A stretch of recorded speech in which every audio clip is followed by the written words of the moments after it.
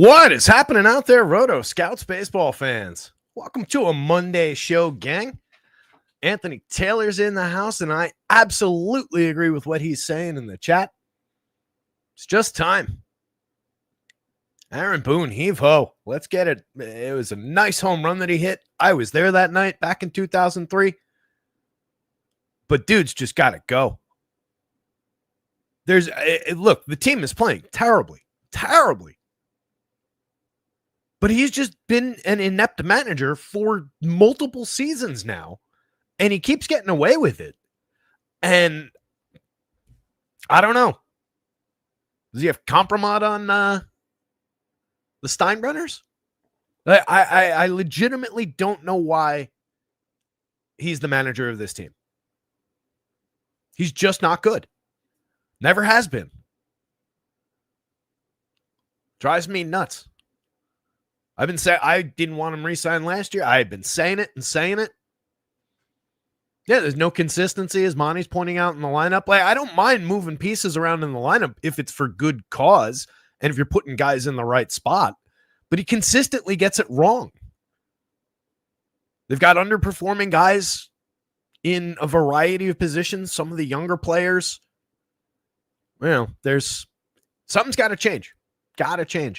But I thought the most interesting thing that came of that Marlins sweep, and what we're talking about is the Marlins sweeping the New York Yankees over the weekend. Most interesting thing to come of that, the Marlins are now the only franchise in baseball that across baseball history has a winning record against the New York Yankees. Isn't that fascinating? I love baseball. It's amazing. Interesting slate to dive into on a Monday. 9-gamer. We got a little quorum here in the chat. We got Monty here, Anthony Taylor, Cujo, handful of other people are in, not saying hi yet, but welcome. Hit the like button as we get started. It's the little thumbs up guy. It's right down there. Most of you guys know where it is. Even if you're new to this show, I can't imagine there's too many people whose first day on YouTube is today, and this is where they landed. But if so, welcome. Welcome to the planet. Subscribe to the channel if you're not already subscribed. If you're unfamiliar, the website is rotoscouts.com, kind of like it says up in the corner over there, up in the corner over on that side.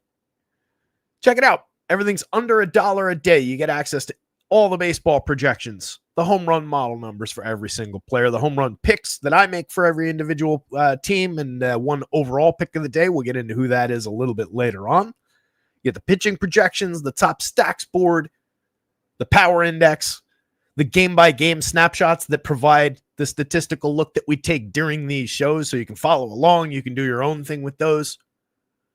All for under $1 a day. Plus, football's here. Preseason started. Regular season's 4 weeks away.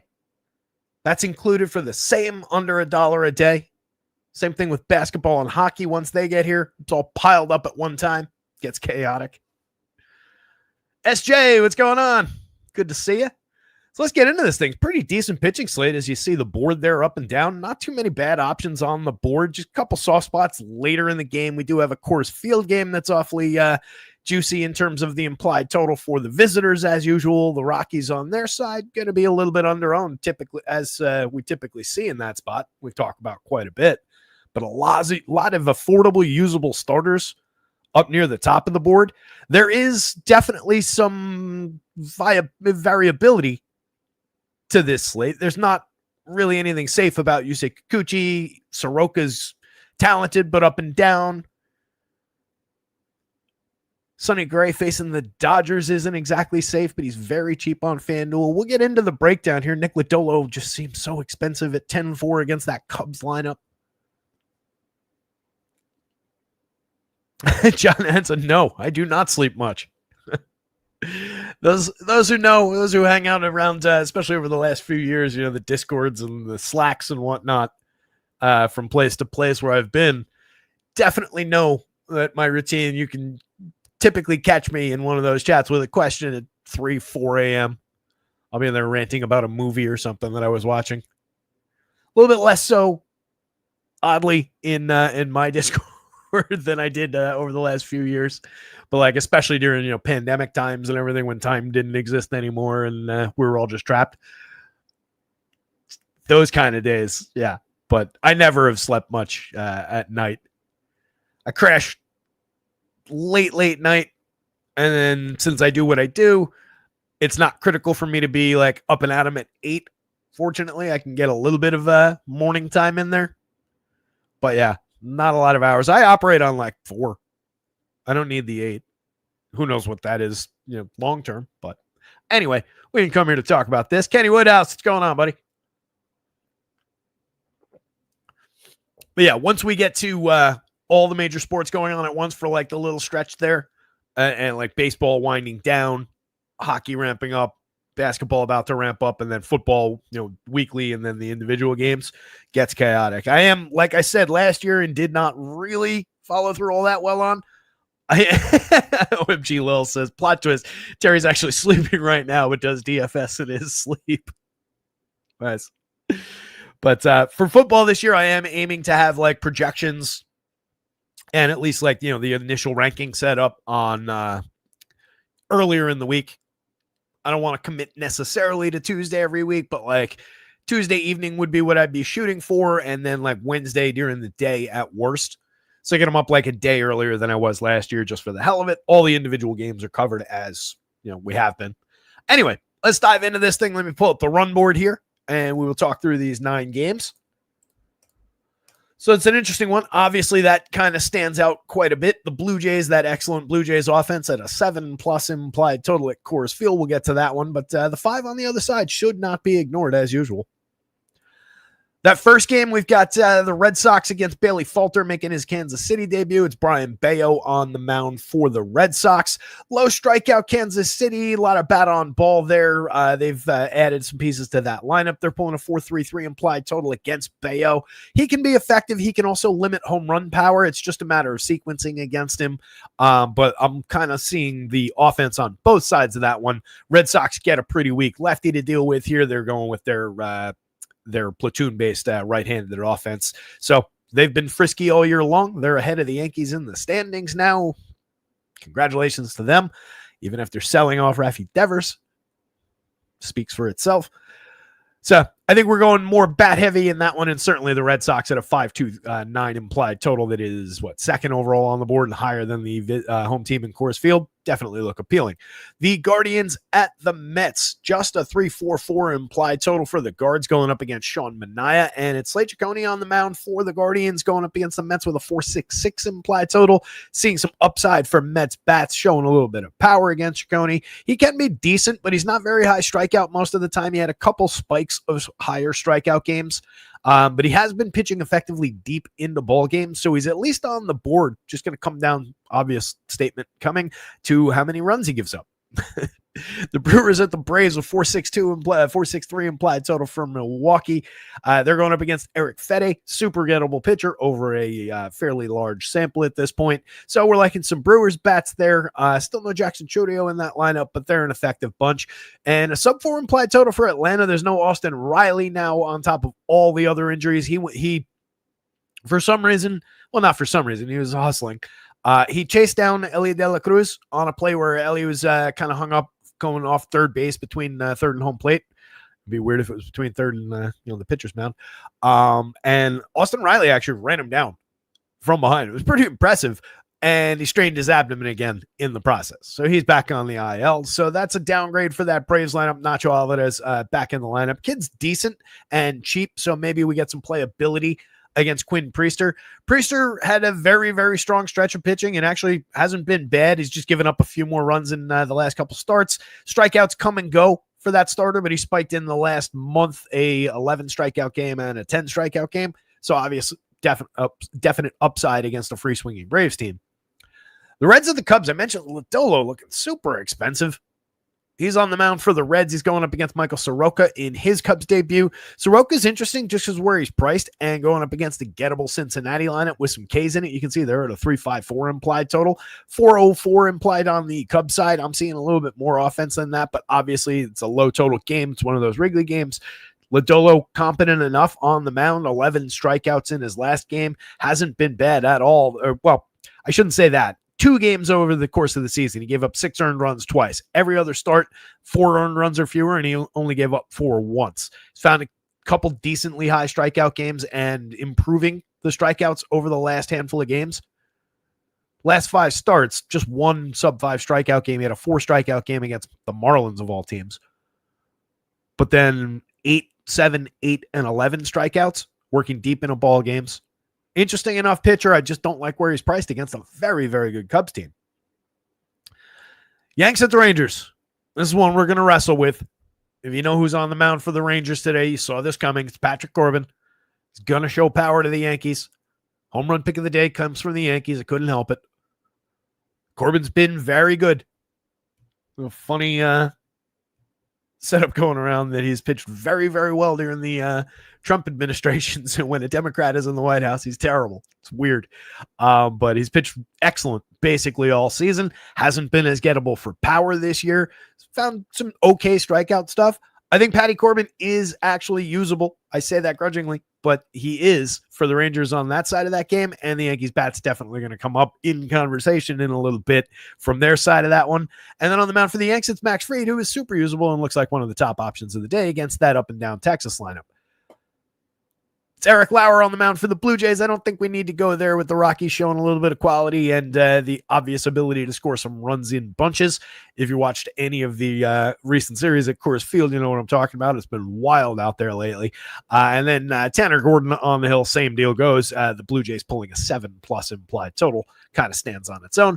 Adrian Hauser on the bump for the Rays facing the Angels. Definitely some strikeout upside there. He's also just been pitching very effectively throughout the season. A couple few earned runs in the last 2 starts, but only 3 in each as far as the earned runs go. 3 strikeouts against the Cubbies, 5 strikeouts against the Pirates. Capable enough to throw at the Angels. They definitely have power upside, and they're showing a little bit of run creation upside at 4.47 implied runs. And then the very interesting but always dangerous total roller coaster of a starter in Yusei Kikuchi's on the mound for the Angels. The Rays have been weak against lefties in recent months, so I do think it's a good upside spot for Kikuchi. When he's right, he's very, very good. When he's wrong, he's very, very bad. That's your roller coaster of the day. JP Sears making his Padres debut, facing a still good Diamondbacks lineup. 4.33 implied total, 4.34 for them. I definitely think there's playability there. Maybe we could get away with some JP Sears, though, with some of their better bats gone now. He does have some interesting strikeout stuff. He has been fairly effective in some spots this year. Pods are a fairly sharp organization pitching-wise, and they went and got him, so I kind of like the playability, let's say, on JP Sears. Brandon Pfaadt going the other way, hasn't really found it in recent outings. He had a couple decent ones that maybe gave us a little bit of hope, and then last time out, 4 2/3 at Detroit, give up 7 earned runs, struck out just 3, allowed 3 home runs. Typical Pfaadt meltdown kind of a spot. Just a bumpy year for him overall. Sonny Gray on the mound in the nightcap for the Cards, going up against a very good Dodgers team. Obviously challenged by that 4.64 implied total, but when Sonny's right, he can be very good. Short starts, though, in his last 5 outings, and probably a little bit of concern there for just the aged-up arm.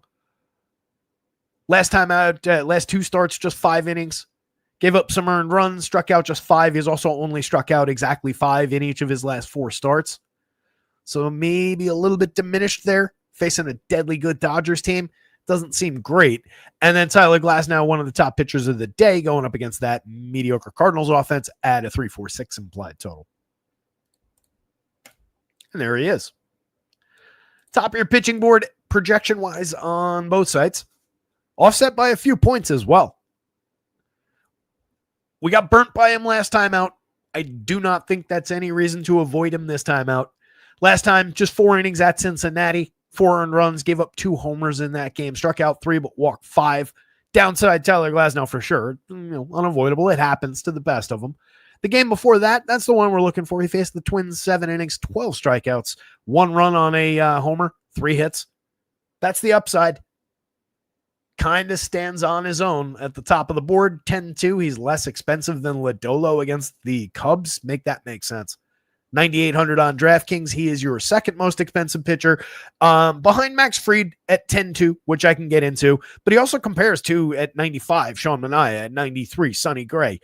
It's not like there's a gigantic offset from those pitchers. So totally effective on either site, and potentially a little bit affordable, or at least reasonably priced.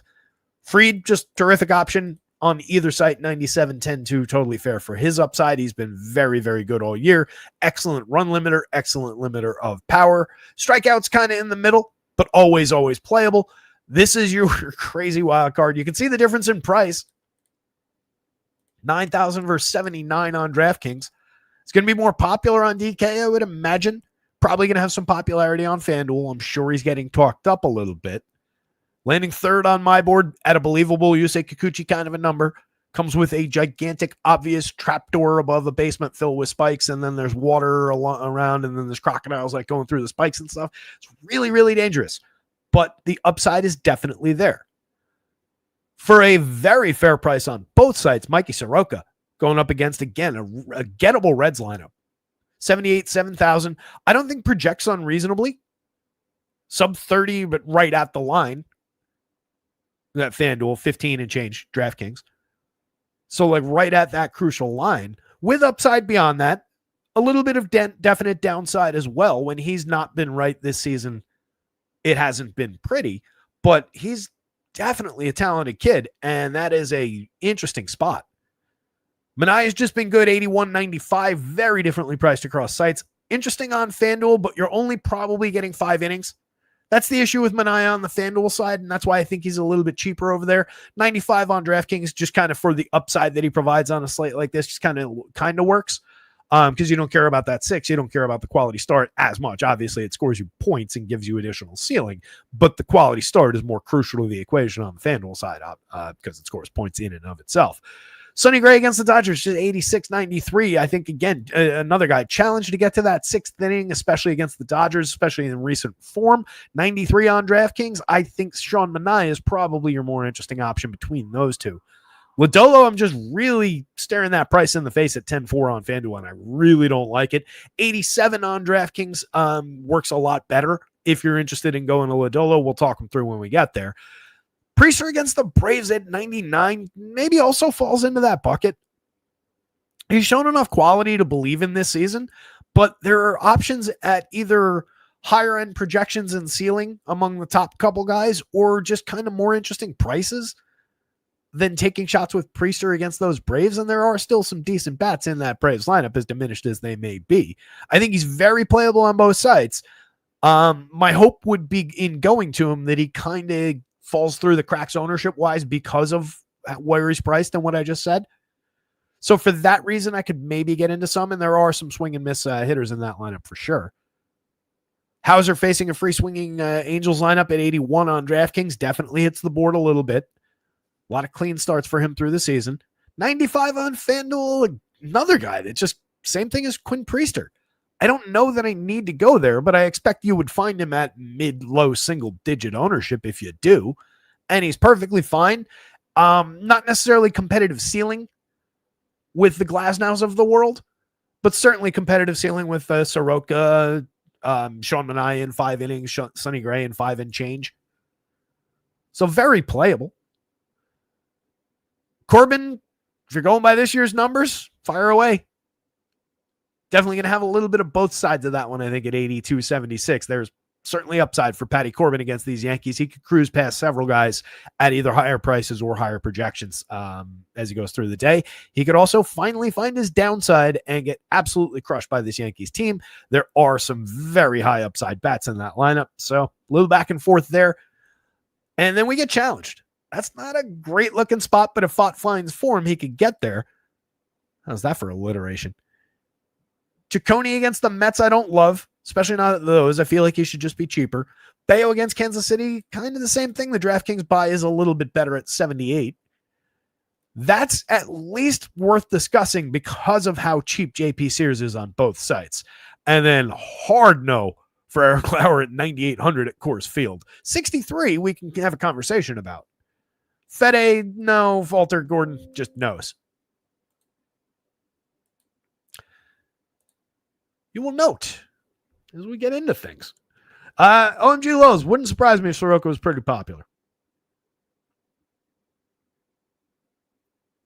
Monty's saying, curious when and if Corbin's projections eventually streamlined to his performance in Globe Life with Texas rather than post-performance with the Nats. Seems like the projections have been solid 2 to 3 points off. As far as his pitching projections or hitting projections against?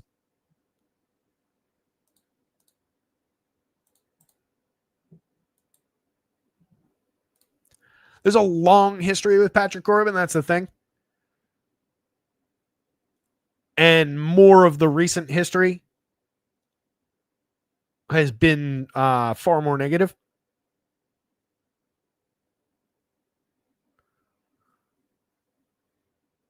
So FanDuel wise for the season, and not that this is necessarily indicative, but his average point scoring for FanDuel, just as an easy barometer, is 26.3. And against the New York Yankees today, I've got him at 25.38. So a point off of his season average for facing the Yankees, I don't think is necessarily as incorrect as the comment might suggest.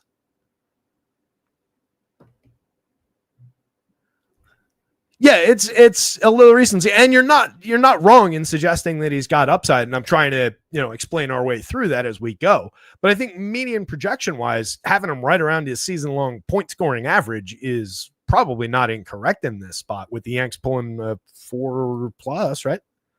Yanks were 4 and change, 4.06. Not obviously the highest end Yankees total. Still no Aaron Judge in that lineup. Hopefully he's back tomorrow.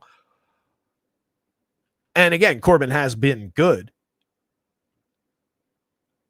So that's why, his upside has increased through the season. I think the Yankees' upside in April, if you just took this game and transplanted it to April numbers, the Yankees would be showing more upside against him. So it does all come through. It just might not be as stark a jump as you might be looking for. And that's kind of how the historical data kind of massages everything into the right place, right? So that's why baseball takes a super, super long time to normalize. So that's why it's important to include all that old data.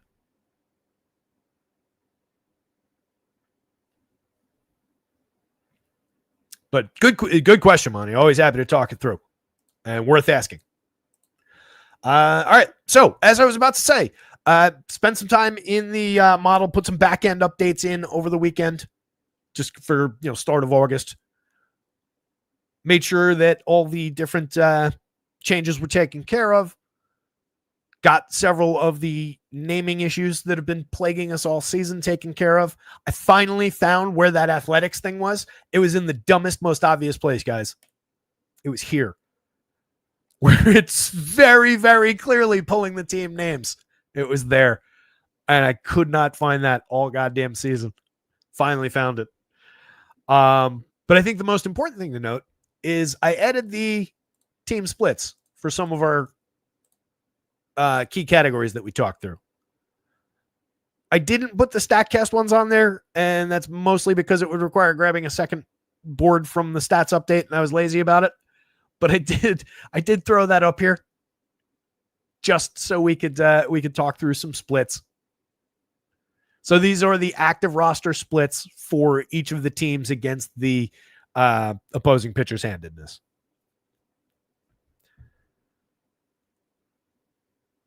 So it's not the specific lineup here.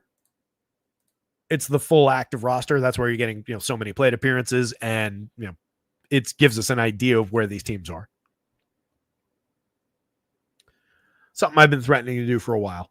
Anyway. Thanks, Lorenzo. Lorenzo says, Yankees been sucking to lefties for the last 2 to 3 years. I think Corbin pitches a gem. Would not surprise me if Patrick Corbin had a good day today. I am not saying that. I even knocked the Yankees down the stacks board a little bit. I think they're 5th or 6th.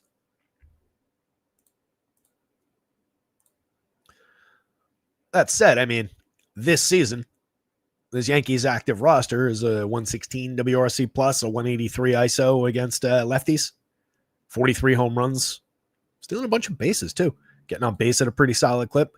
These are pretty decent numbers, and that's without Aaron Judge, because that's the active roster. So I wouldn't necessarily say they've been bad against lefties. But good pitching can definitely beat that Yankees team on any given night. There's so much swing and miss in that lineup on a lot of nights. So, and I say that. I feel like for somebody who wears a Yankees hat pretty much every day, I do bring that up quite a bit. Anyway, Royals pulling a 4.33 implied total against Brian Bayo. The Red Sox answering back with a 5.29 against Bailey Falter. Between the two, I think we target Falter with some of those juicy looking Red Sox bats. They're very good against lefties, showing a 108 WRC plus, a 176 ISO for the splits for the full active roster. And some of their guys that are in this lineup are platoon focused and the best part of that. So you get a lot of upside out of some of these Red Sox righties. Rob Refsnyder, obviously most of his numbers come in these 151 plate appearances have mostly been against left-handed pitching. He's been very strong this season. You see a lot of upside from Roman Gonzalez up toward the top of the lineup. You get Alex Bregman's just ongoing overall quality plus, righty-lefty against a really weak high contact lefty. Falter striking out just 15.3%. He's got a 3.73 ERA, which maybe back of the baseball card wise maybe makes him look interesting for those prices, but we believe much, much more in the 4.93 xFIP. I answered a question in the Discord the other day about xFIP versus xERA, and I linked the glossary from Fangraphs in there again. And I really encourage people wondering about stats to check out those glossaries. They give you really strong explanations of the various ranges and why stats make sense, some stats versus others. And xFIP is just super predictive of future ERA. You can definitely show ways in which Sierra is a slightly more predictive. I could add that or maybe change it, but I'm a fan of xFIP here. And it's just clear, given the high contact, the walks that he allows as well, doesn't induce any swinging strike, gives up major premium contact. Love the upside for the Red Sox. They're going to be popular at that big total. Don't want to play Bailey Falter.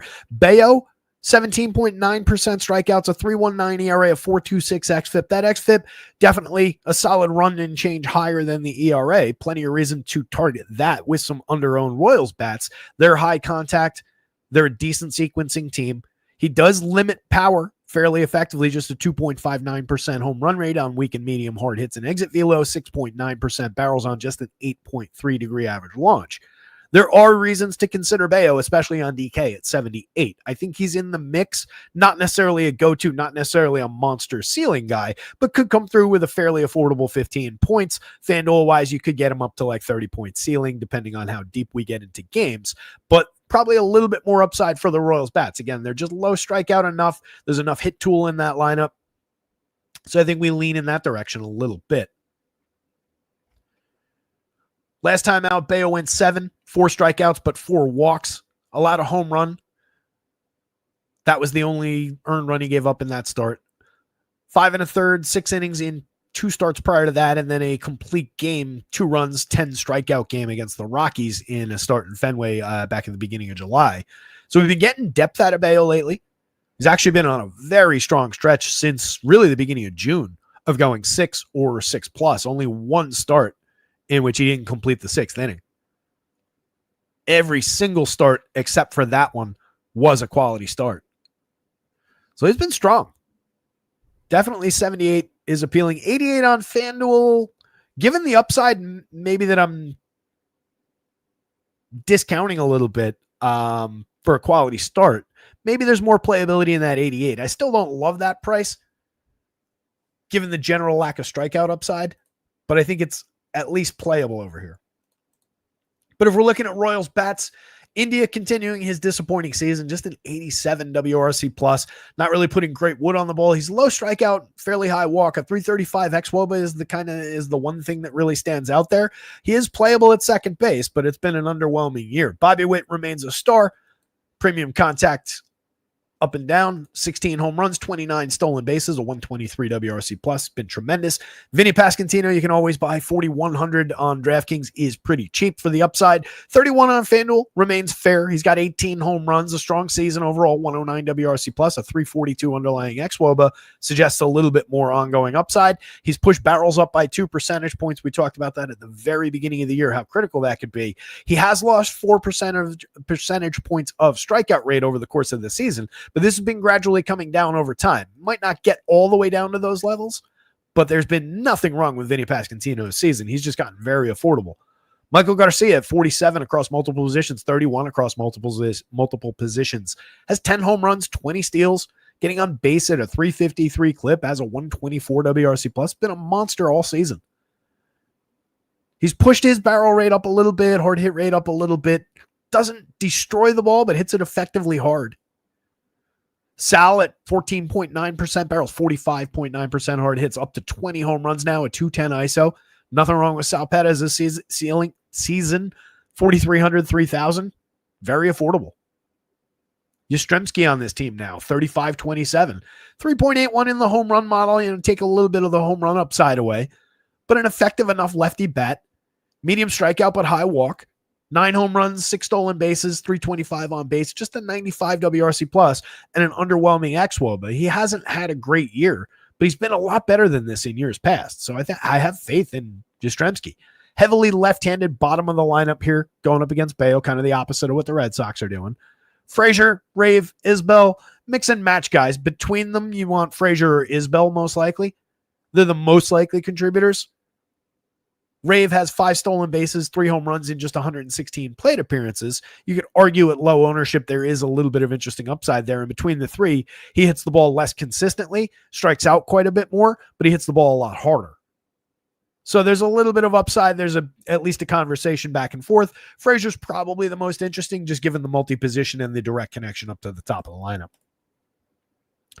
So we are actually looking Red Sox. They're pretty cheap on DK. They're at least affordable on FanDuel. I would say a little more expensive in the overall on the FanDuel side. But Romies have really interesting options. 17.1% barrels and 62% hard hits overall. 191 plate appearances. The bulk of them have come against lefties, but he did get some opportunity against righties throughout the season.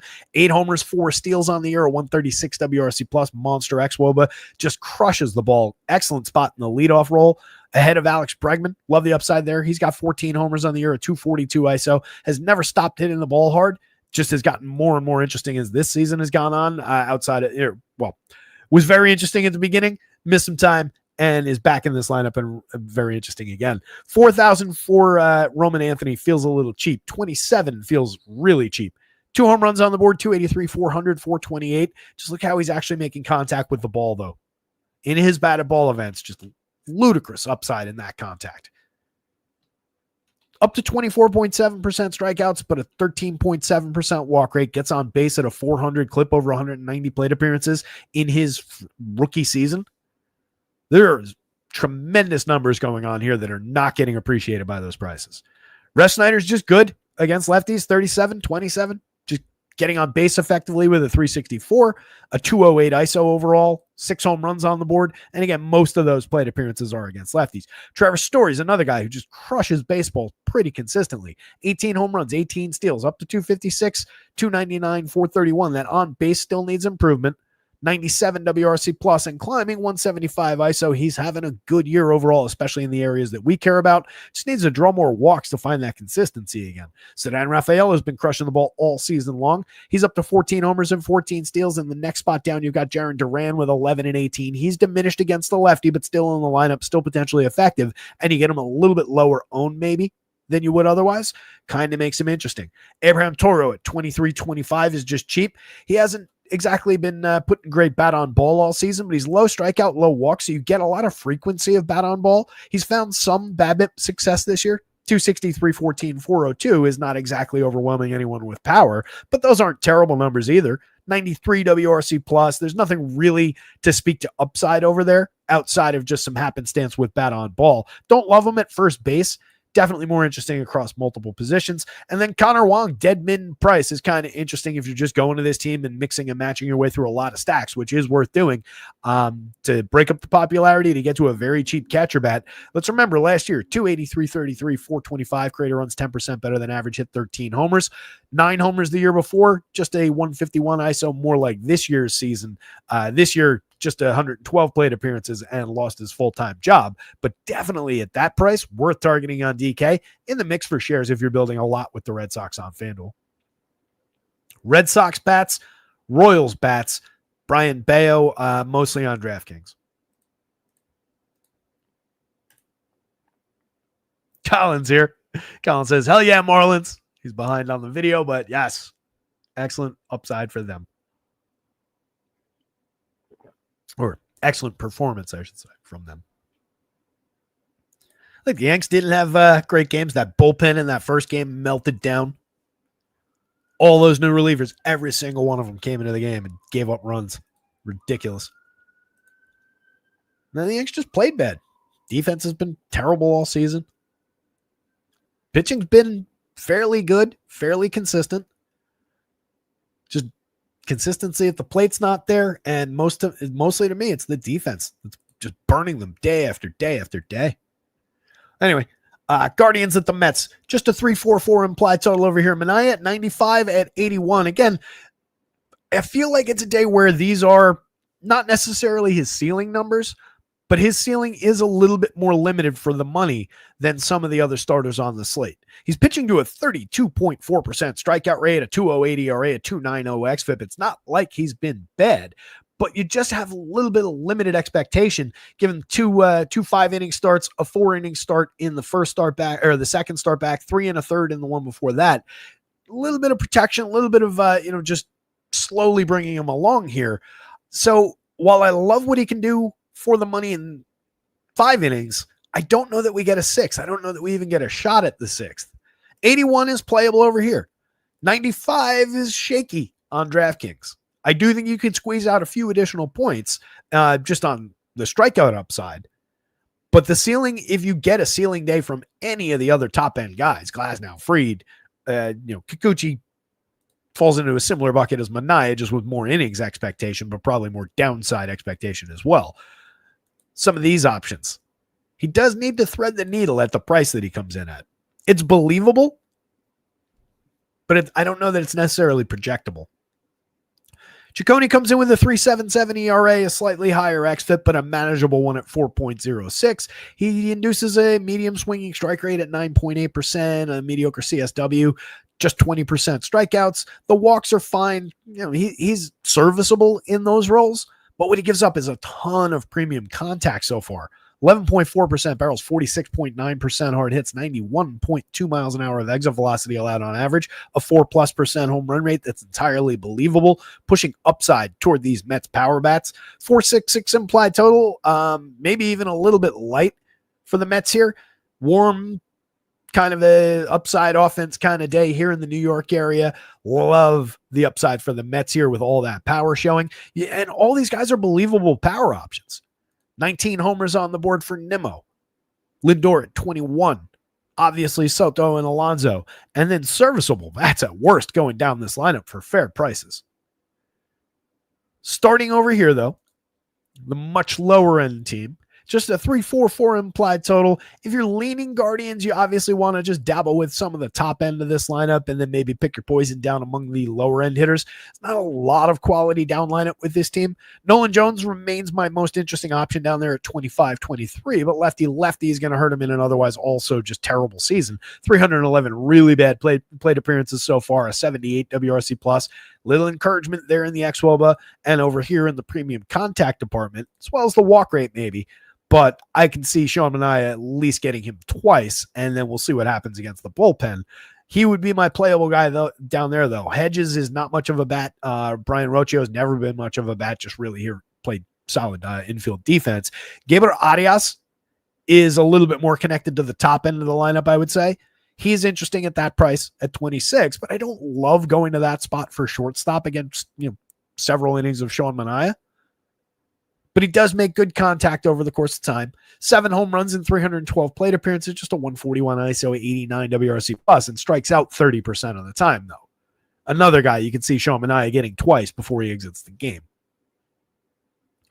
Carlos Santana at 3,800 is very affordable. He's got 11 home runs, just a 114 ISO, a 90 WRC plus. Again, not much to see here. He is very, very cheap, and another guy who's more connected, I would say, up toward the top of the lineup.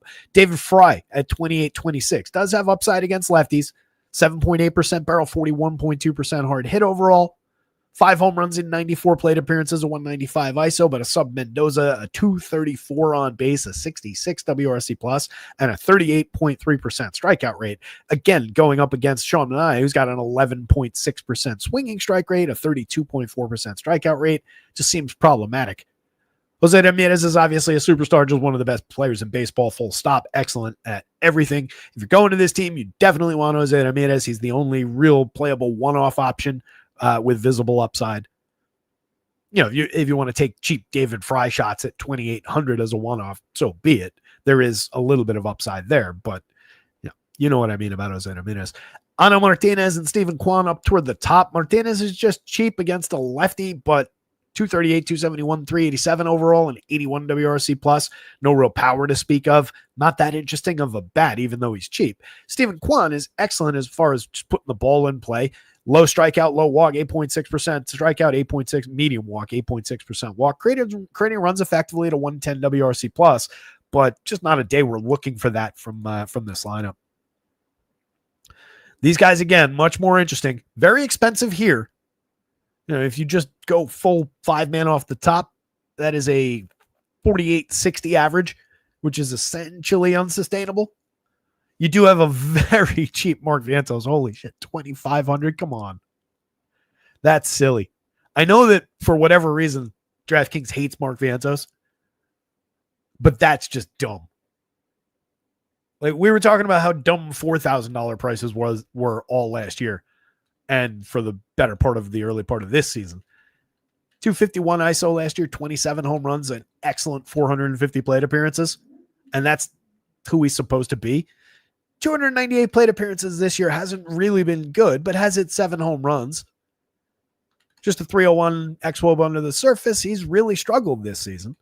Striking out a fair amount of the time, not really drawing walks all that effectively, but you note that strikeout rate is actually 5 points lower than last year and 6 and change than the year before. He's lost barrels along the way, but that hard hit rate is actually up. So he's actually making a little bit more contact, hitting the ball very hard still. Going up against Slate Ciccone, who does nothing but allow contact. That is a really interesting piece at 25. So if you did that, and then Alvarez isn't an ideal wraparound, but if you have Vientos from there, you could kind of see that at 25-29 for those two upside bats. And Alvarez, for the lack of power overall this season, 172 plate appearances, 4 home runs, just a 132 ISO, has made very solid contact over here. And 252, 343, 384, 112 WRC plus has put up a lot of quality. I said he's not an ideal wraparound, but actually given that on base in this small sample, that's not an unappealing wraparound. So, all right, 2 starting points there. And then you pick your favorite 3 out of the stars up at the top. Obviously, you want to go with those 3. And that brings us to $43.60 a man. It's still very expensive, but obviously we're a little bit cheaper. Let's say we left out Soto and compromise there and save nearly $1,000. That brings us to $41.80. There's playability in getting like 3 of those 4 guys up top. I think Nimmo is pretty crucial to that. 19 homers, 12 steals, a 120 WRC plus. He's had a tremendous year. Still affordable on DK. Same thing on FanDuel at 32.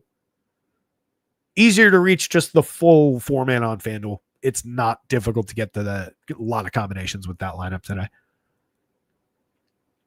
Lindor at 21 homers, 17 steals, a 114 WRC plus. Maybe lost a little bit year over year. Lost it in the barrel rate, mostly 13.5 down to 8.1. Lost a little bit of hard hit overall, but still a spectacular option to fill shortstop on any given slate. Juan Soto at 58, 39, 25 homers, 16 steals. Just a tremendous player. 232 ISO, 141 WRC plus. Numbers down from last season overall, but still a very, very solid year over nearly 500 plate appearances now. Pete Alonso has 24 homers, 243 ISO. Definitely cooled from the ridiculous start that he had. These numbers are more within expectation overall for Pete Alonso, but very capable of breaking off an excellent August and September to change that story again. 20.6% barrels, 53.2% hard hit on the season. McNeil, we've talked about a bunch, does not hit the ball particularly hard overall, but has pushed his barrel rate up by 2.5 points year over year. Has found a weird power stroke that's got him. He was over a 200 ISO as recently as like last week. He's down to 193 now, but still has been a more effective driver of the baseball for extra base hits. The few oddball home runs, he's got 9 in 281 plate appearances. Different kind of hitter now, strangely, even though it doesn't necessarily show all that much over here. Very low strikeout, high walk, and effective, just mix and match quality player. Maybe you could argue, given the hit tool, over time, a little bit more interesting as 3,000 than just another outfielder. Has that second base eligibility on FanDuel. And then the bottom couple spots, Sed Mullins at 38, 3,000, very affordable for a guy with 15 homers, 15 stolen bases, and just 365 plate appearances. We know that he's a roller coaster, but he's got nearly a 200 ISO, a 103 WRC plus. You just ignore the zeros that'll put into your lineup with frequency. Ronnie Mauricio at 31.25 is very affordable on an appealing team. 6 home runs, a 307 on base are the more appealing attributes, a 189 ISO under an 8.9% barrel, 41.1% hard hit. That's a capable player at those prices. It's just the third base, the positional conflict there, much more interesting at 25 where you get him in the middle infield. Mets bats, Sean Manaea, but those prices are difficult. Ciccone, a dart throw from a mid price if you wanted to. I don't really see the upside in targeting the Mets with him today, but inoffensively priced to do it, I guess. And then Guardians bats bringing up the bottom. Brewers, not in yet. Braves bats are in. So again, we're just getting limited with this Braves team. They're sub 4 implied. Going up against Quinn Priester today. Priester overall 3.27 ERA, a 3.67 xFIP. Very interesting as far as the run limitation numbers go.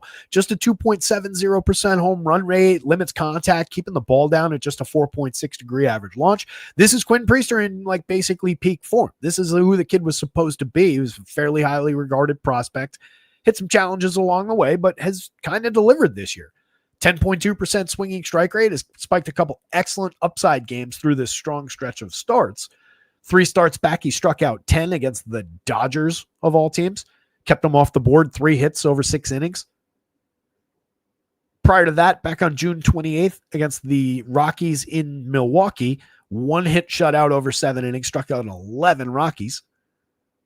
That's not as interesting as striking out 10 Dodgers, I don't think, but still a very strong start. His average starts are more in the 4 to 5 strikeout range. You can see the just 20% strikeout rate on the nose. A few too many walks at 8.1. You're always going to have a few runners on, but his ability to induce ground balls, get out of challenges that way, definitely makes him interesting. 89 is an effective price on DraftKings, I would say, to tackle a Braves lineup that comes in with a 22.3% strikeout rate overall, just a 99 WRC plus for the active roster against right-handed pitching this season, 78 home runs on the board, a 148 ISO in 2,600 plate appearances. Been pretty mediocre season overall for these Braves, and again, greatly diminished with no Acuna, no Riley, no Ozuna in this lineup. This is a downside lineup for the Braves, so I don't think we're going that direction. And I think we can fire away with Priester. The 99 on FanDuel maybe works a little bit more effectively considering the state of this Braves lineup. Eric Fede at 55.64, pulling a 14.2% strikeout against the 10.5% walk rate is completely unsustainable. A 5.33 ERA, a 5.26 xFIP, and they traded for this guy. Wild stuff. Completely useless on the mound. That is a very, very cheap price, is the one thing that I would throw into the mix on Fede. Last time out, 4 earned runs, didn't even get through 5 against Kansas City, 6 earned runs at Coors Field, 3 earned runs over 4 2/3 against the Braves team that he's now on while pitching for St. Louis, 3 earned runs over 1 1/3 against the Cubs. It's just been bad. There's no strikeout upside. Really, really tough spot. Brewers at a 4.63 implied total are very interesting. Bryce Turang off the top at 37, 3,000, 8 home runs, 19 stolen bases, a 107 WRC plus on the year, an effective lefty bat. Medium strikeout at 21.5%, but a lot of walks at 9.3. He's pushed the walks up with the strikeouts going up a little bit. Joker's obviously excited about the Brewers. I guess that's his team of the day. 45.8% hard hit for Turang for those prices at second base. Seems like an ideal way to get started if you're leaning towards some Brewers or just looking for a cheap way to fill second base with a one-off. Holding down a very solid slash line for the year. Not an uninteresting player.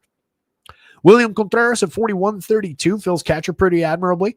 46.4% hard hit on the year. Fairly low strikeout, high walk player. 258, 352, 376 on the season. A 108 WRC plus. It's just our lack of power output, but he has consistently hit the ball squarely at least. He's been an effective player on the season. Just 9 home runs and a 119 ISO is a little bit less than what we would want. Andrew Vaughn has been nothing short of spectacular for the month that he's been on the Brewers. Overall for the season, 238, 278, 417, a 90 WRC plus. Still monster premium contact that goes with that.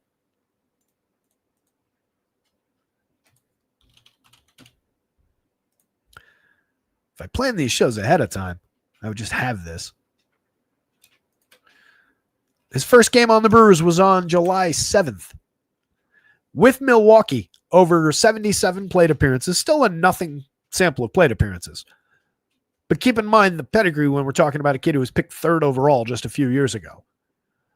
In that sample with the Brewers, he's slashing 373, 429, 701. He's created runs 109% better than average by WRC Plus at a 209. He's got a 328 ISO, striking out just 13%, walking 10.4%. He's hit 6 home runs. He's driven in 24. None of the RBIs are not at all predictive, but he's been in good opportunities and come through consistently for this team so far. And those stats count in a big, big way when we're playing DFS. He's only 3,000 still on DraftKings. They have not noticed. FanDuel kind of noticed. 3,000 over there. Very affordable on either site. That is a terrific option today against Fede. Christian Yelich at 46-36, having a great year. 21 homers, 15 steals, a 124 WRC plus. Hits for power, hits the ball consistently hard. Striking out a lot this year, but has found his way. At one point, it was high strikeout and showing a little bit of signs of a dip, but he's kind of normalized that and just a strong season overall. Isaac Collins has gotten on at a 378 clip over 290 plate appearances. He's only 34 on DraftKings, 27 on FanDuel, add second base eligibility on the blue site, 126 WRC plus. Not a tremendous option as far as individual contributions, but a very interesting player via his walk rate, his on base skills, a little bit of stolen base upside and correlated scoring. Very interesting from down there. Caleb Durbin, another light hitter, but another guy, very low strikeout, low walk as well. So you're just getting a lot of bat on ball. He's slashing 268, 350, 377, coming through a little bit with the BABIP, 10 stolen bases on the board. Another very high-end correlated scoring player. Between the two, I'm much more interested, I think, in Collins at those low prices in the outfield or at second base on FanDuel. I don't love Caleb Durbin at third base on DraftKings, but he is playable there. Second base at 2,800, I think, on FanDuel is more interesting. Getting both those guys in just a 4-man on FanDuel, though, does probably diminish the upside of your overall Brewer stack as compares to the average Brewer stack, but there's also no reason to think that they couldn't both come through in a big way today. Blake Perkins is kind of interesting. 4.16 on the home run model. He's hit 2 in 46 plate appearances, carrying a 268 ISO in the tiny sample. 46.2% hard hit, 7.7% barrel in his batted ball events. Last season wasn't great. 6 home runs, did steal 23 bases. Year before, 168 plate appearances, showed a little bit of power, a little bit of stolen base upside, but just a 133 ISO, 88 WRC plus. I do think we've got upside there, playability there at 31.28. Brandon Lockridge, Joey Ortiz, depending on what's in the lineup down toward the bottom, mix and match pieces both. It's difficult to see quality coming through for the Braves, given the struggles against, given the struggles overall throughout the season and pretty weak numbers against righties overall for the season for the active roster. This version of this lineup, Jerkson Profar hasn't given us much over 138 plate appearances outside of that drug suspension. Matty Olson at 56-37 stands tall as the best option in this lineup now. 18 home runs is a low-end total for him over 491 plate appearances. Not because he hasn't made interesting contact, he very much has, but lost a little bit off the power output numbers over this season and a little bit of last year. 193 ISO, 128 WRC plus. Still an excellent option, though. Drake Baldwin at 44-29. You've got him and Sean Murphy complicating matters further on the DraftKings slate with positional conflict now. So really difficult spot to get to with any kind of quality from the Braves. Both of those catchers are very interesting. They're both having tremendous seasons, 11 home runs and a strong slash line from Drake Baldwin, 16 homers from Sean Murphy over similar number of plate appearances. You put this together as a 500 plus plate appearance catcher, that's a monster season. 27 home runs, excellent slash line, tremendous WRC plus. Just they're not one player. You got to get them in multiple spots, and you can't have them, both of them and Matt Olson on the FanDuel slate either. So that is a really tough grouping of players. Michael Harris has done really nothing to move himself up to the 5 spot. It's more the absence of everybody else. 238, 262, 373 on the season, 72 WRC plus. Ozzie Albies struggling right alongside him. Both players have 9 home runs. They're into the double digits for stolen bases, but at 72 and 81 WRC plus, nowhere near expectation for those two guys. Eli White at 27, 24. If he happens to get on, might steal you a base, 254 average, but just a 292 on base, a 408 slug with a 154 ISO on the season, just 7.9% barrel, 36.4% hard hit over those plate appearances, though. Really not a very interesting player, but among those guys down toward the bottom of this lineup, if you have to go there, he actually becomes more interesting just by comparison. You do have Nacho there at the dead min with second base eligibility on DraftKings, 2,200 on FanDuel, slashing just 200, 250, 233 over those 32 plate appearances he got last time Riley was hurt. Getting right back into the lineup here. Does have a little bit of hit tool, does have a little bit of upside at those prices, but really not a great day to be looking Braves, I don't think. And then Nick Allen is here for defense. I'm going to say Brewers bats, then Quinn Priester, but that's very close. It's just the pricing for Priester is a little high. And then really Braves bats over Fede, but really limited on the Braves.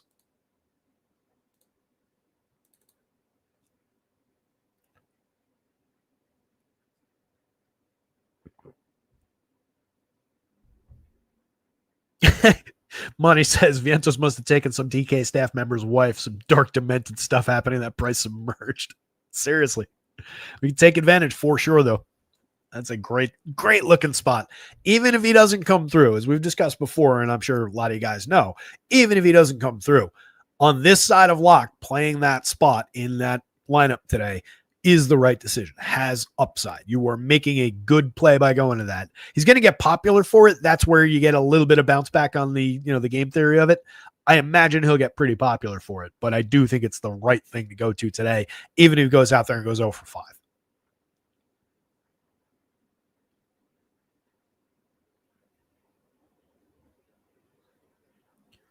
Oh, you're talking about Aaron Boone in there. I was trying to figure out what Anthony was answering. No PCA today, says John. I didn't notice that one. Grab these lineups. Speaking of. Yeah, it's a little bit of a downgrade for the Cubbies, I'd say. He's had such a good year. 200-year-old Justin Turner in the lineup. I saw he hit his first career walk-off home run the other day, which is crazy. Been in the league since God knows when. All right, Nick Lodolo, 87 on DK, 10-4 on FanDuel. Striking out 23.6 against a 4.6% walk rate. It's not a tremendous strikeout rate, but it's very, very good and very tidy compared to that walk rate. He has given up a little bit in terms of premium contact, though. That's over our threshold. That's a half a mile an hour below our exit velo threshold. 8.3% barrel. Not egregious, but not nothing. 13.4 degree average launch. Again, totally manageable, but fly ball trajectory typically. When it's hit hard, can get out of the ballpark against a 3.26% home run rate so far. We've got some heavy hitting Cubs bats in this lineup, but we're down to just say a Suzuki in terms of who's over the magic number. Even Kyle Tucker slightly below the magic number on this for tonight. No PCA. I think he was above the magic number earlier in the day, but you do have a lot of hard hit here. You've got a lot of effective on base and walk in this lineup. So even with that low walk rate, I think maybe they could find an additional one along the way and maybe exploit a little bit of additional upside there. But Lodolo's been undeniably effective. Again, 11 strikeouts in his last game against the Dodgers over 5 1/3. Spectacular. 1 home run allowed, 2 earned runs, 6 hits, but a very strong start. Complete game shutout, 4-hitter against the Nationals. The start before that on the 23rd, struck out 8. Excellent outing. Gave up 2 earned runs, but struck out 7. Came on a home run over 7 innings against the Mets. 2 6-inning starts prior to that. The worst he's been since the beginning of July was the July 5th start against the Phillies. 3 earned runs on 2 homers and 4 hits. Struck out 8. Even with the downside from the 2 homers and the 3 earned runs total, it's not a terrible day. It's just it bumps into that 10-4 with other good pitching and other discounted pitching on the slate. So he gives up those couple few runs, and that immediately becomes more problematic at those prices. The 87, I think, is way more manageable on DraftKings. 10-4 is entirely playable. You've got upside there. The Cubs are showing just a 4.04 implied total. It's not a monster day for offense in Wrigley. But I'm concerned about that price on the blue side. I'm way less concerned about the pricing on Michael Soroka. Soroka's got a 4.87 ERA, but a 4.06 xFIP. This, again, is the more important of those 2 numbers by a wide margin. 25.4% strikeout rate on the season. He's made 16 starts now. He's thrown 81 and a third. Was a little bit limited in spots. He's been a little bit fragile. But he's made multiple starts through the year into the sixth inning. He's completed the sixth inning a couple of times. He's got good strikeout potential. Going up against a Reds lineup with just a 3.54 implied total, a 23.6% strikeout rate. Again, on a day not showing a lot of offense in Wrigley. Love the upside for Soroka in this spot. 7,000, very affordable. 7,800, very, very affordable on the FanDuel slate. That is an interesting pitcher. See where he's owned, given how interesting he is.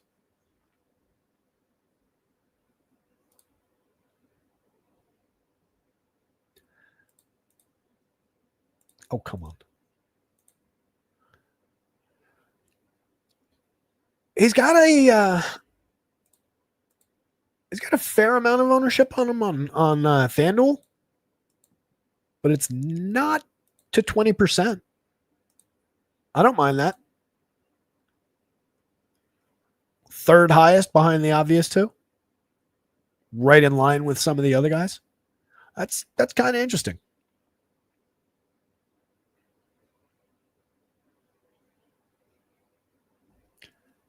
Check over on DraftKings. It's got to be popular over here.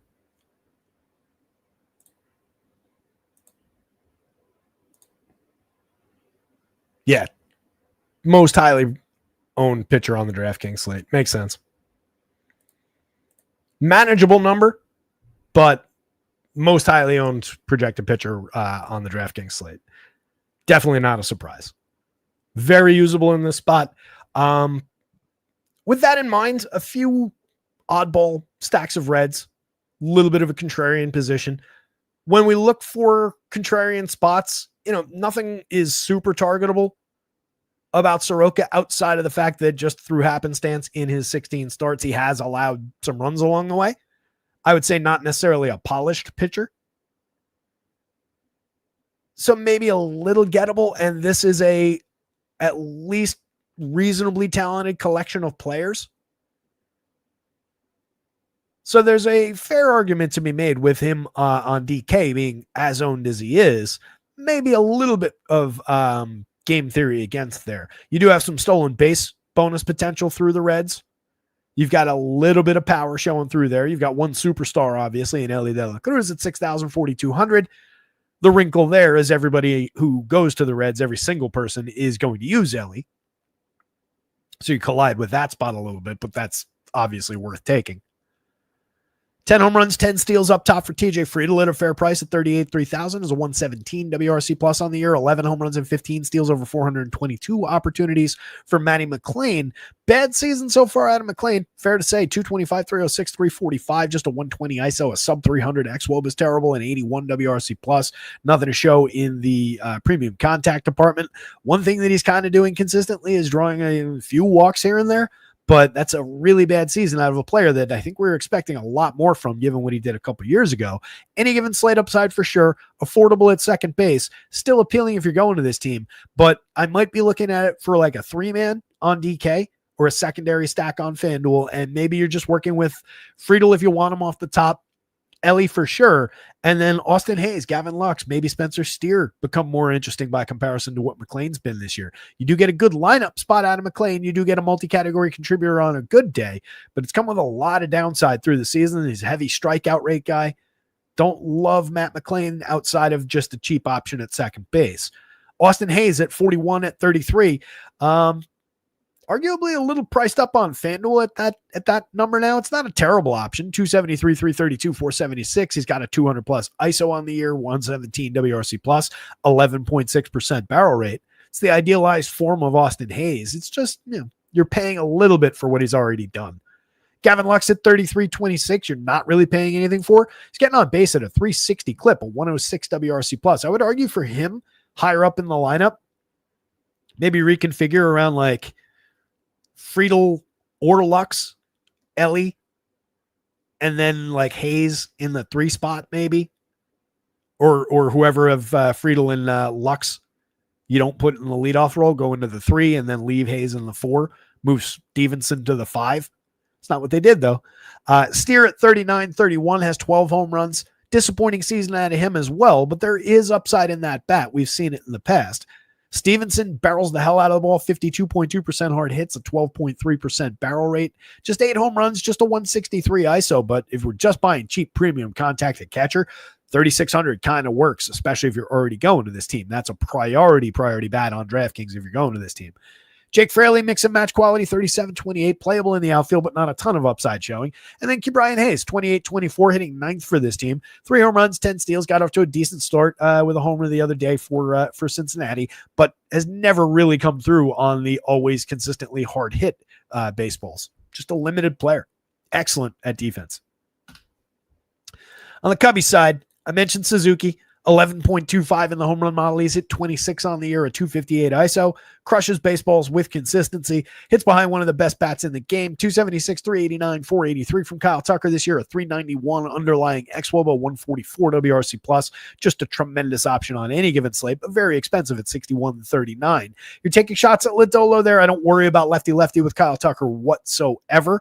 But those prices, if you're not really pulling Cubs today, maybe an argument to be made to look elsewhere. Nico at 36-27, a very high quality mix and match, correlated scoring type guy in the second base slot on either site. Kind of works. 107 WRC plus, might add some stolen base potential. Carson Kelly at 39-28, 13 home runs on the board out of him this season. A lot of premium contact from him as well. Very low strikeout and high walk also, so adds a little bit of bonus potential for just correlated scoring, helping the lineup with sequencing against this pitcher. Willie Castro's on this team now. That's a really interesting multi-position option for a fair price. Kind of lengthens this lineup and makes them a lot more flexible as far as what you can put together to get to a full stack of Cubs, or go from like a 3-man to a 4-man, from a 4-man to a 5-man. So that's a really interesting player for them to have now. Willie's had a tremendous year. Has hit the ball hard all season long. He's not as sneaky as he used to be. He's got a 111 WRC plus, a 336 on base, 10 homers, 9 steals. It's a very good Willie Castro season. You take advantage if you're playing Cubs today. Turner at the dead min. Mix and match quality, I would say. Not an ideal way to go to first base, but you are saving money if you go that way. 23 on FanDuel, kind of the same thing. Ian Happ, still very interesting. Hits the ball hard. It's a down season for him. 227, 322, 389. Still scores a ton of runs, gets involved a lot, has a 351 xWOBA. There's a lot of good reason to continue playing Ian Happ and just ride the wave until the upside catches again. Dansby Swanson at 41-29. Similar kind of thing. Dansby's having an okay year. 16 home runs, 158 ISO, and 95 WRC plus, but an 11.1% barrel, 47% hard hits. Very, very interesting from day to day. And then Matty Shaw at 35-25, mix and match quality at best, 287 on base, 14 stolen bases. Boy, that's challenging. Where's Lodolo owned? Not very. It's like 5th, 6th.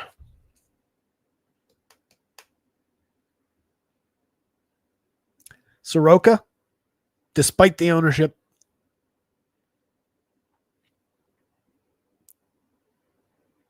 Lodolo, Cubs bats, Reds bats. Again, maybe a little bit of DraftKings contrarian playability on the Reds just to target that like upwards of 35% ownership on Soroka as the value guy of the day. Not great just because that's a kind of a lineup, but I think that is at least worth considering kind of a play. Not for a gigantic share of your portfolio, but across a few lineups. Might be worth doing if you're playing a bunch on DraftKings. Yanks lineup is in. It's an important one.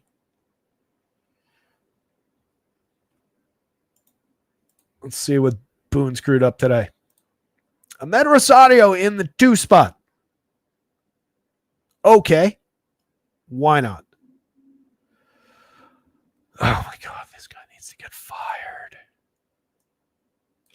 It's not his fault that Ahmed Rosario's on this team now, but my God. Like 275, 314, 430, 5 home runs, a 154 ISO. Does have a 107 WRC plus, a very solid xWOBA under the surface. Reasonable hard hit rate. The barrels are light. Phil's second base at 3,200. Phil's multi-position at 2,600. DFS-wise, it's great to have him in the 2 spot. He's low strikeout. It's not where you want him at Rosario hitting. To Boone's credit, he did include Cody Bellinger today against the lefty. I was worried about that. 55-36. Cody's your most high-priced Yankees bat. You've also got Jazz at 53-37. As long as Jazz remembers how to run the bases, he ought to be fine. 19 home runs, 14 stolen bases, a 232 ISO, a 128 WRC plus. Crushes baseballs. Cody, a little bit lighter in terms of the premium contact numbers, but has pushed them up year over year, has been spectacular, avoiding strikeouts, drawing a fair amount of walks, but not an aggressively high number, but just a very strong season, has 20 home runs on the year, a 224 ISO, 127 WRC plus. Goldschmidt in the top spot at 37-29, definitely interesting. Very strong for correlated scoring, obviously, out of that spot. A 335 on base for the year, a 107 WRC plus. And again, the Yankees active roster showing solid numbers overall against lefties this season. Goldie, in particular, 392, 470, 657 this season with a 265 ISO, a 208 WRC plus. That's over 117 plate appearances against left-handed pitching for Paul Goldschmidt, and he's this cheap. 5 of his 8 home runs have come in that split. And again, maybe you can challenge the home run total in 117 plate appearances, but 5 is not bad in that sample. And the 265 ISO, the 108 WRC plus, the ludicrous on base percentage are tremendous. Every reason in the world to go to Paul Goldschmidt out of the leadoff role. Austin Slater at 3,000, putting up solid barrel and hard hit numbers overall on the season, over 141 plate appearances, slashing just 225, 286, 403.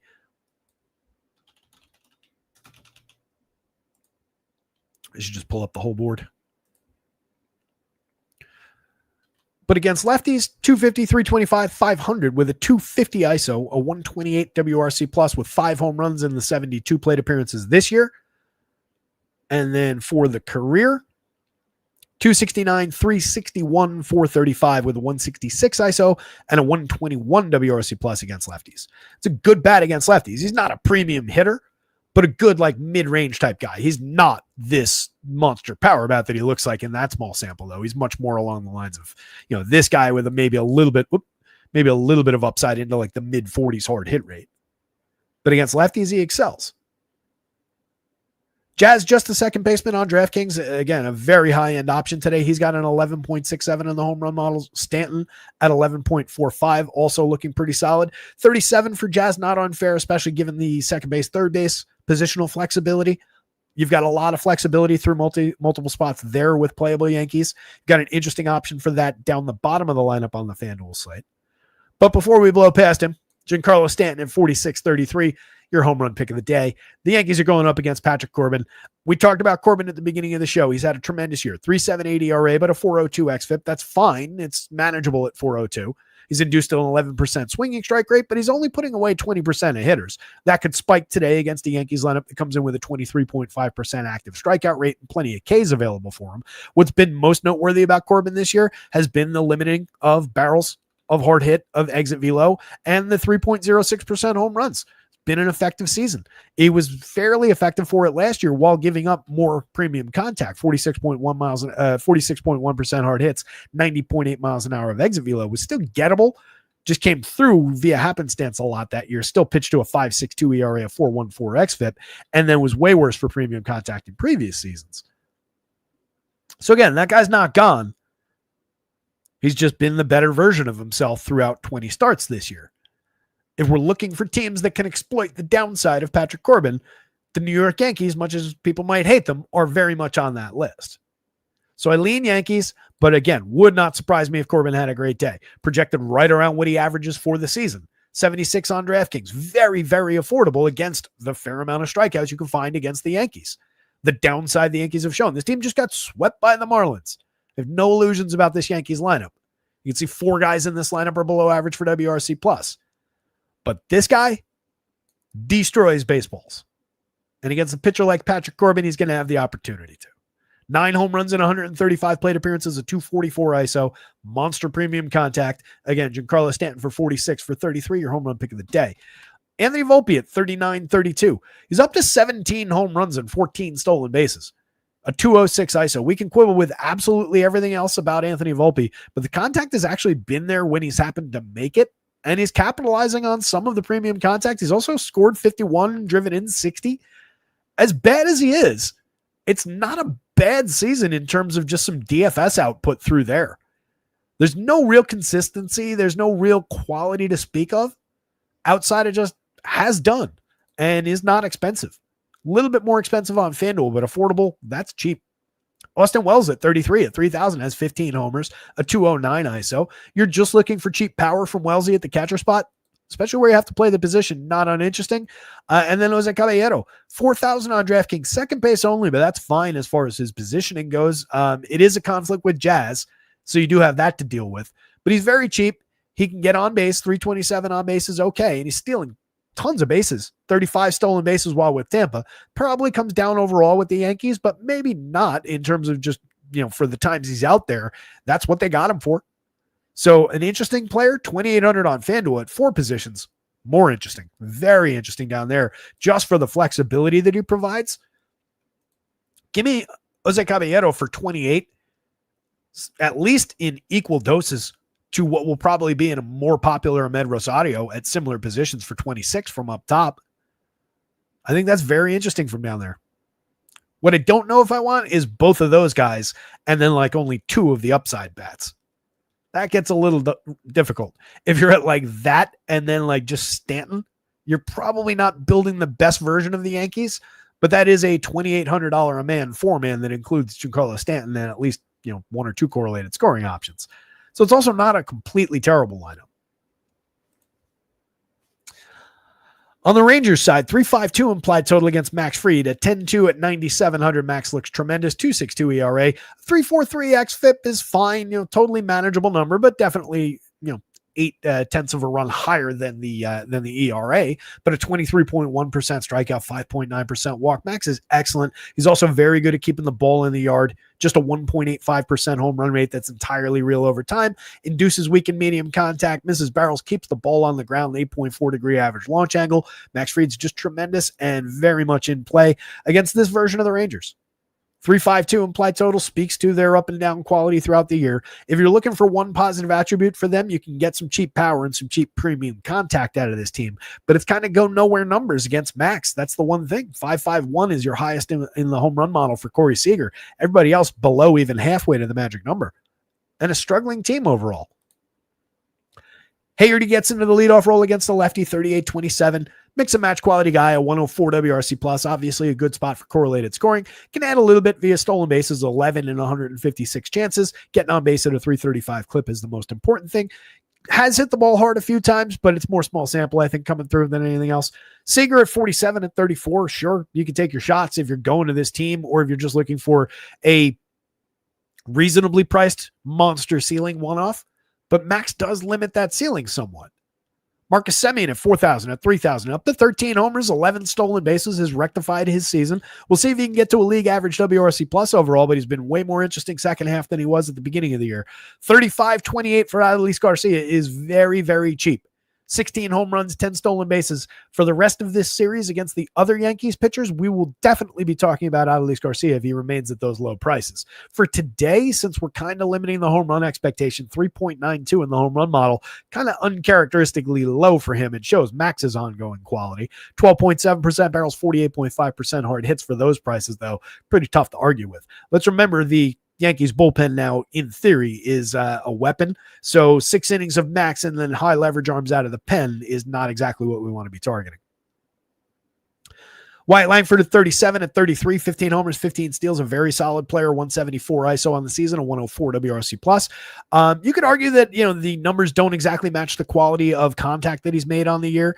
Draws a lot of walks, striking out a little bit more than he did last season, but remains very interesting and very affordable on DK. 33 on FanDuel, more correct, but obviously a little bit more difficult to reach against this pitcher. Josh Young at 33-26, 10 home runs, a mediocre season from him, especially considering what expectations can look like.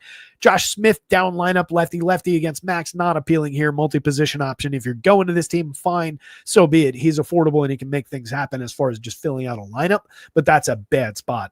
Just low strikeout, fairly high walk overall.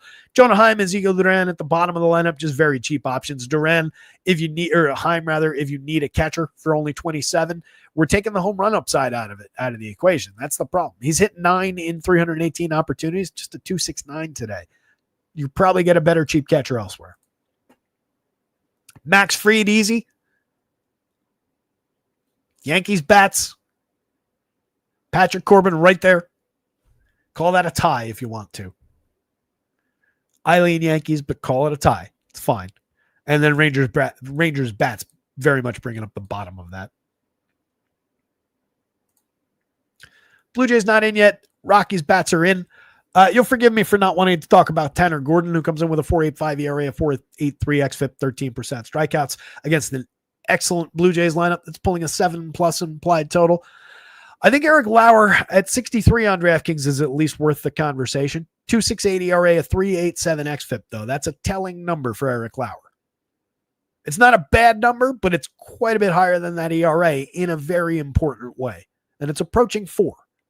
Sub 10% swinging strike rate, sub 28% CSW, but a good 25.9% strikeout rate overall, especially compared to the 5.9% walk rate. That's not problematic. What could be problematic, though, especially in Coors Field, a lot of fly ball, a lot of hard hit, exit velo way over the mark. It's gotten kind of lucky to be at just 2.76% home run. Those hard hits and high exit velocity events have maybe not been some of his higher launch angle events, which has spared him some of that barrel rate number. That's where he's gotten a little bit lucky rather than is just good, I think. 93 rating by Stuff Plus if we want a tiebreaker, but has been excellent at keeping guys off base, limiting opportunities, and not letting teams capitalize when he has put guys on base. We'll see if that can continue, just given this in Coors Field against a bad Rockies lineup that is very high strikeout. But when they come through, they can come through in a big way, and they do make very, very good contact. Or at least, they're higher end players. So it's a dart throw, I would say, at 63. I think Lauer has earned the faith this season in his 11 outings of being that dart throw. You can see how much faith FanDuel has in him at 9,800. I think that's just a broken price. I don't think that's worth playing.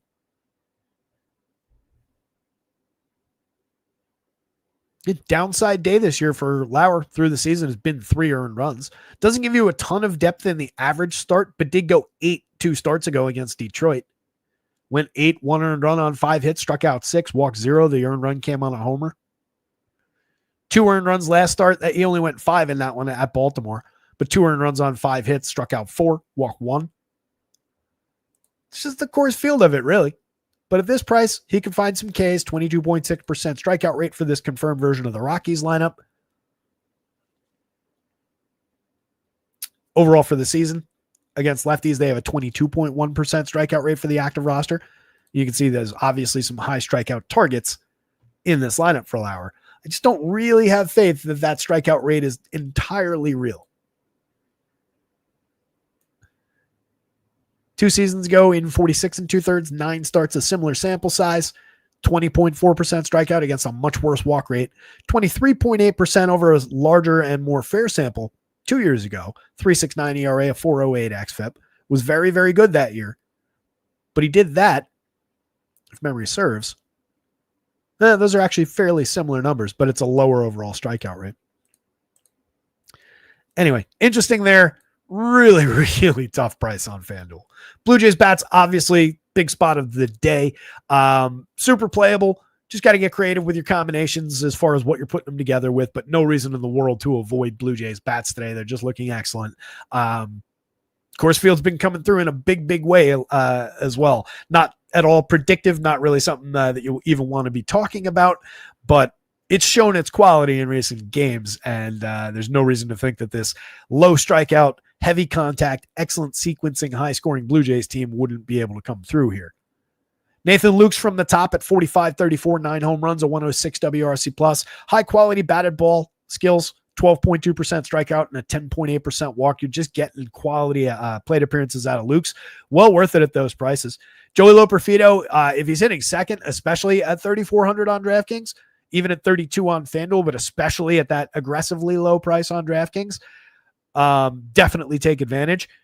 Even if he's down here, if he's hitting 7, 8, 9, totally fine. That is an asset. He'll probably get a little popular regardless of where he is. He's hit 3 home runs in 70 plate appearances, holding down a tremendous slash line so far, a 173 WRC plus in his 70 plate appearances. And this is him kind of fulfilling his pedigree.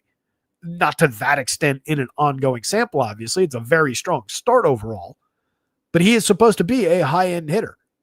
Vladdy Guerrero at 65, very high priced on DK, 39 on FanDuel, kind of manageable, should easily be over 4,000. 16 home runs on the board, 409 xWOB under the covers, a 141 WRC plus monster premium contact. Got the big August and September off to a pretty good start the other day. I expect him to continue rolling here at Coors Field. Monster potential going forward. Bo Bichette and Addison Barger at 57 and 58. Very high price on DraftKings. 35 apiece on FanDuel. A little bit more manageable over there. Mid-teens home run output for both guys, a 120 and a 121 WRC plus. Excellent options at any position. Barger, the ability to move him around the board a little bit. Both guys hit the ball very hard, having great years. Alejandro Kirk at 35-33. Solid slash line, 301, 359, 408, a 364 xWOB under the surface, hits the ball very, very hard. Hasn't found a ton of home run output or extra base hit output, but just the fact that he's putting the ball in play, seeing some success, and putting the ball in finding that success, not just on little flares over the outfield. He's hitting the ball with quality. He's hitting the ball very hard and finding that BABIP success, getting on base at a tremendous clip, creating runs, super low strikeout, medium walk. So you get tons and tons of that high quality contact. And for some crazy reason at Coors Field, he's 3,500. That's just stupid where you have to play catchers. 33 on FanDuel where you don't even need the position. Ty France at 41, 3,000, mix and match quality player with tons of upside at Coors for those prices. Another guy who puts the bat on the ball fairly effectively. Low strikeout this year, has been medium strikeout in years past, low walk, so you're getting a lot of batted ball event opportunities. Dalton Varsho, another guy who hits the ball very hard so far this year. More limited for hard hit output, but is capable of finding home runs in any given season. Just very high strikeout, low quality in terms of finding any other success across his slash line. 49-36, I can get into it, 13.67 in the home run model. You probably prefer him higher up in the lineup, but maybe the limited lineup spot keeps him a little bit less popular than he otherwise would be. And then Ernie Clement in the bottom spot, another kind of ideal player to go to in Coors Field for cheap pricing across multiple positions. Just a hit tool focused guy, a lot lighter of a bat. This is the kind of, hitting flares over the infielders and dunking them in rather than what Alejandro Kirk is doing up here. But you get a solid hit tool there, 280, 317, 380 to take advantage of this gigantic ballpark. Could work out fairly effectively for Ernie Clement from anywhere in this lineup. And then the Rockies side of things, Tyler Freeman having a very good 245 plate appearances. We'll see if he can keep it up. 51 on DK. I'd say you're probably paying a little bit of tax there for what he's already done. FanDuel at 29. You most certainly are not. Take advantage of that. 4,000 for Ezequiel Tovar is very cheap. 3,000 on FanDuel, same kind of price. 6 home runs in 192 chances. A fairly effective slash line, a 185 ISO. Very compelling xWOB under the covers. Hasn't exactly found consistency this year, but what he's done is crush baseballs when he's made contact with them. Cut strikeout by 7 percentage points. Draw a little bit more in the walk rate department. He's missing baseballs a little bit less this year. Very interesting for those prices at Coors Field against Eric Lauer, a totally gettable pitcher. Hunter Goodman, 57-35, your most expensive Rockies bat, but entirely within reach, especially if you're stacking this team. And again, this is the team with the third highest implied total of the day. People just don't give the Rockies credit in home games. 21 homers on the board, a 245 ISO, a 120 WRC plus. Jordan Beck at 48 at 3,000 on FanDuel. More importantly, everybody's cheap on FanDuel. Look at those low prices. They're a little bit more high priced on DraftKings, but again, within reach. Beck is hitting the ball very hard this year. Brenton Doyle's hitting the ball very hard. Warming Bernabel has been really interesting in his first 33 plate appearances. Beck has 14 homers. He also steals bases, a 12 stolen base total, 338 on base, creating runs effectively. In those 33 plate appearances, Bernabel slashing 438, 455, 906 with a 263 WRC plus. Obviously, that's just going to continue. He's the greatest player of all time that you never heard of. He's not, but kid's got some upside. 37 at first base, 28 at third base on FanDuel. Love it. Brenton Doyle at 38 at 2,800 has 8 home runs, 10 steals in a down season this year. In terms of counting stats, playable totals, giving us a little bit of quality in some spots for DFS. Not dead at the plate, making very, very interesting contact. Tyler Estrada at 45 on DK, I don't really understand. 265, 297, 388 this year. Just kind of a mid-board type player, even when he was good for him. That's kind of limited. He is low strikeout, low walk, so you do get a lot of batted ball events out of him. He's a lot better option at 28 on FanDuel at second base.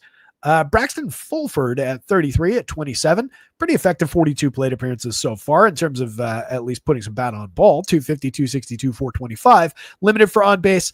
Obviously just a 30 WRC plus, but a 175 ISO. 52.2% hard hit for a $3,300 catcher. I'd obviously much rather go to Hunter Goodman. But if you're mixing and matching your way through a lot of Rockies, he's at least on the board. And then Kyle Farmer from the bottom spot, kind of hiding down there. 5 home runs in 242 chances, limited in every other facet of the game, but comes through with those low-owned oddball home runs from time to time. Makes him a little interesting. Blue Jays bats in a big way. Rockies bats. Eric Lauer on DraftKings. And then Eric Lauer on FanDuel after that. Wouldn't go Tanner Gordon. How we doing, guys? Davis Schneider in for Ty France. I would argue that's a better bet. Loperfido down lineup hitting 8th. Hopefully that makes Joey Loperfido a little bit lower owned. I don't think it will, just because he's had a couple standout games and people are aware of him. But this is your confirmed version of the Blue Jays, so Loperfido does drop down to there. Kirk moves to the 5 spot, Varsho to the 6. That makes them both very appealing. I like that as like a 4-man group for $51.75. That's obviously very expensive. If we go 1,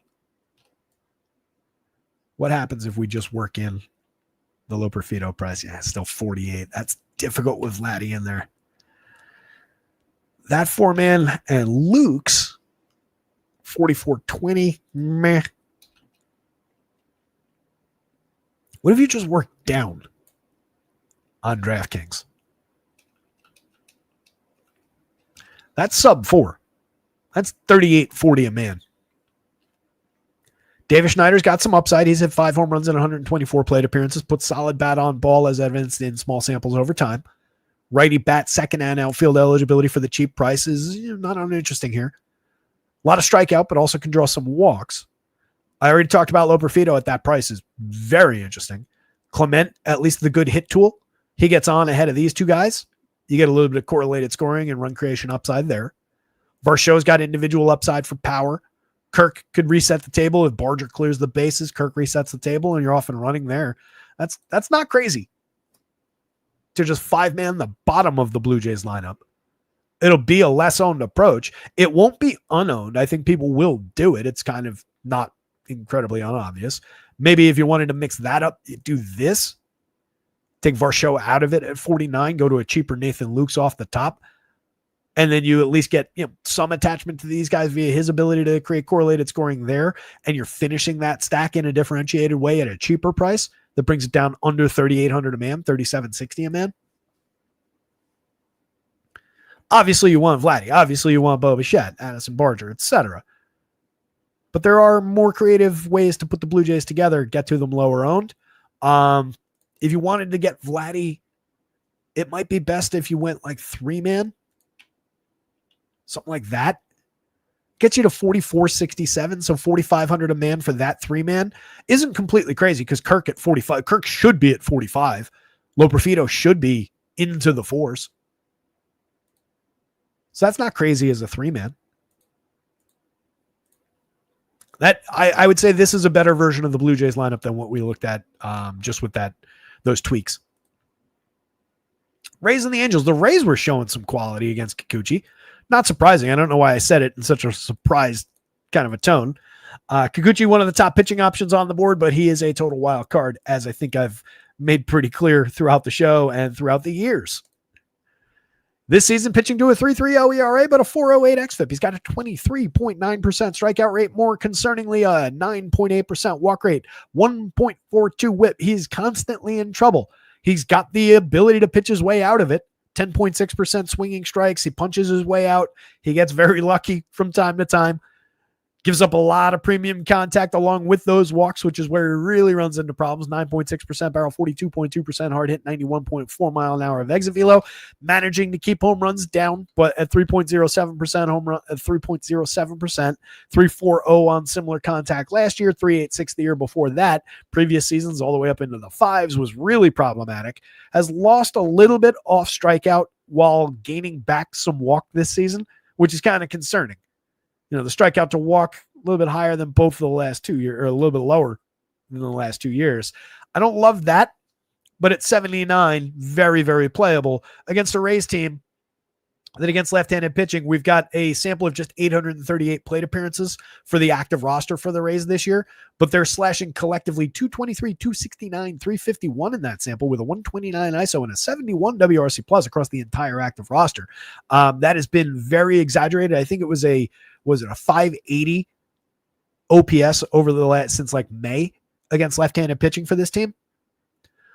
It's the upside spot of upside spots for Yusei Kikuchi. Can he actually capitalize? I have no idea, but he is in the Dynasty League weekly lineup this week on a 2-start week. The second of which comes against the Tigers, which I'm really, really worried about.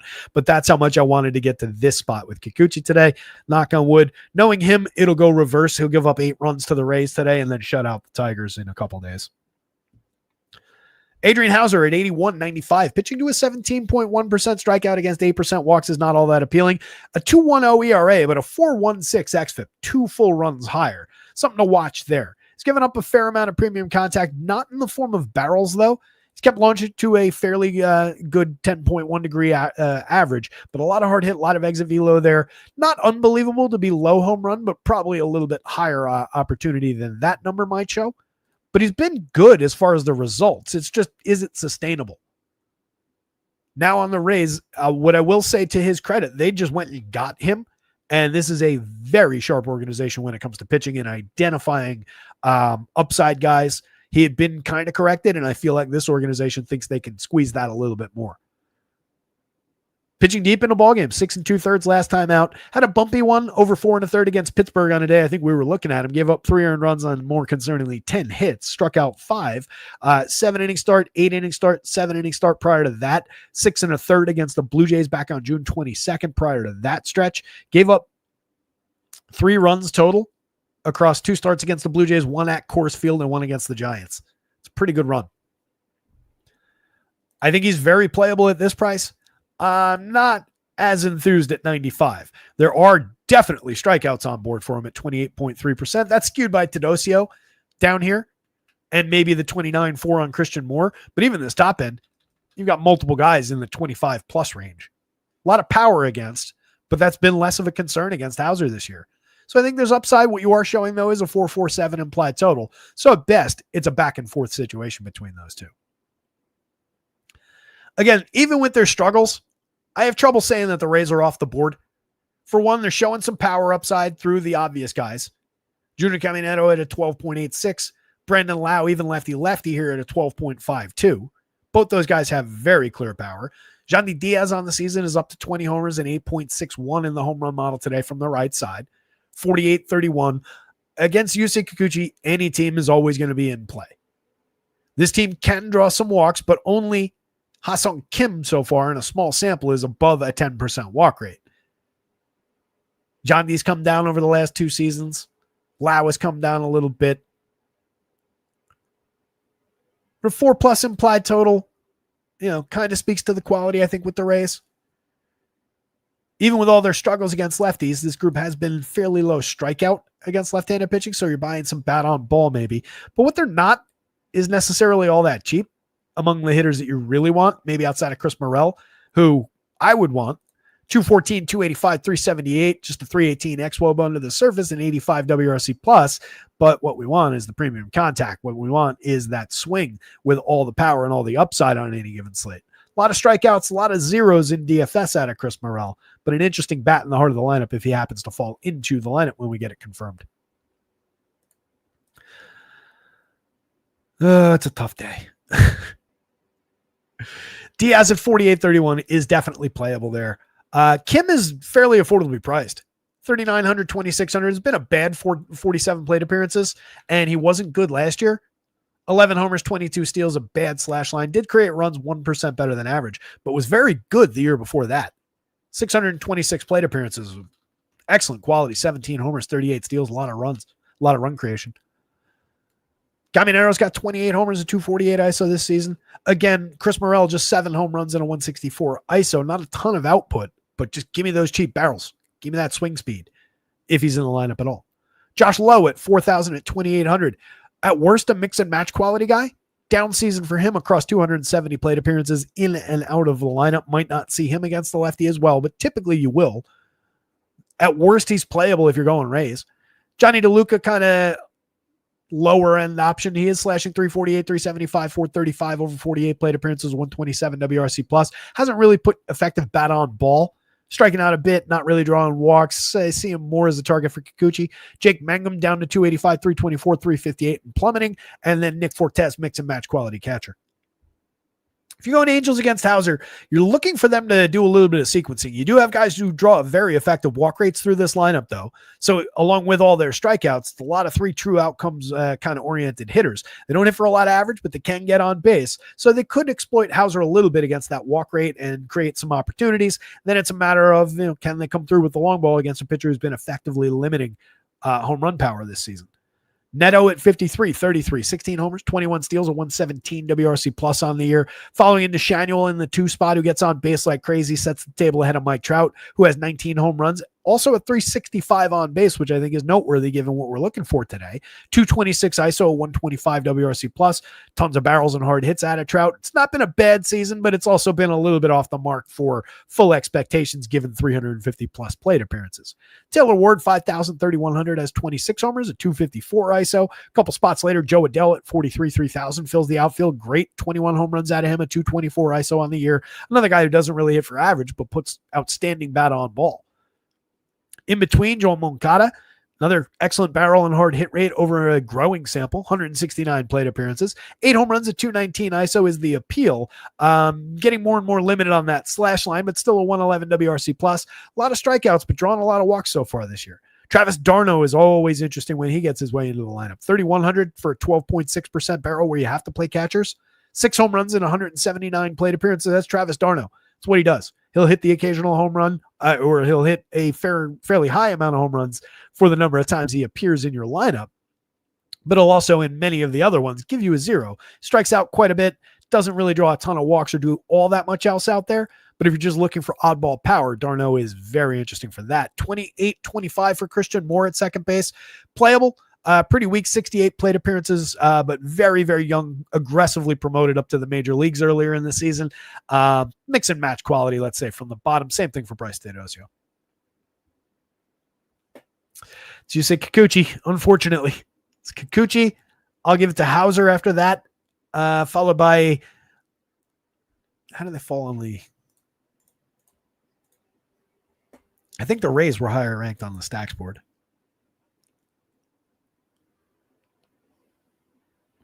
They're close. The Rays slightly outpace them on the stack board and showing a little bit of value on FanDuel. So I'll say Rays bats over Angels bats only slightly. But I think you get to either one of these teams, kind of 4 corners game, but a lot of danger.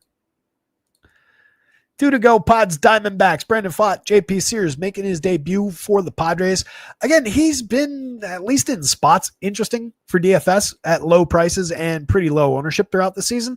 He's tackling a Diamondbacks lineup that still comes in with a 4.34 implied total. They've been diminished, but they've got some quality. They replaced very high-end quality with maybe unproven options, but Tyler Locklear, especially for our purposes at such cheap prices against a gettable lefty, is very, very interesting.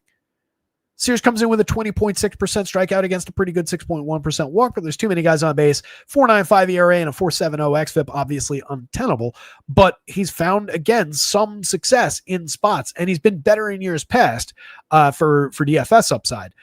4 1/3 last time out, gave up 5 hits, 2 earned runs, struck out 6, walked 3, home run allowed against Seattle. Mediocre day, but not complete meltdown. 1 earned run on a solo homer, 3 hits over 5 to Texas the start before that in Texas, struck out 7, walked 0. Terrific DFS day. 5 innings of 3-run balls, struck out 6, walked 0, home run allowed against Atlanta back on the 10th. Meltdown day in between the Texas and the Atlanta start against Cleveland at Cleveland. Gave up 6 earned runs on 6 hits, struck out 5, walked 2, 2 home runs allowed. That's your downside with JP Sears. Very, very targetable with Diamondbacks bats. At 6,000, he's at least a dart throw for value on DraftKings today. 7,000 on FanDuel. I don't think you need to go there. It's a deep enough day for pitching from the mid-board on the FanDuel slate. Wouldn't stun me if he had an effective day with a few runs allowed, but also 6-7 strikeouts.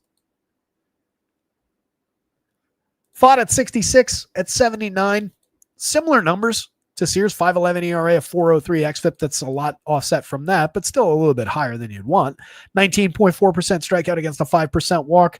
In and of itself is fine, but it also isn't hitting the upside that we expected from this pitcher. And then the incredible downside has come through that. 13.2% barrel, 48.1% hard hit, 91.9 miles an hour of exit velo, alarmingly above the threshold in all 3 of those categories.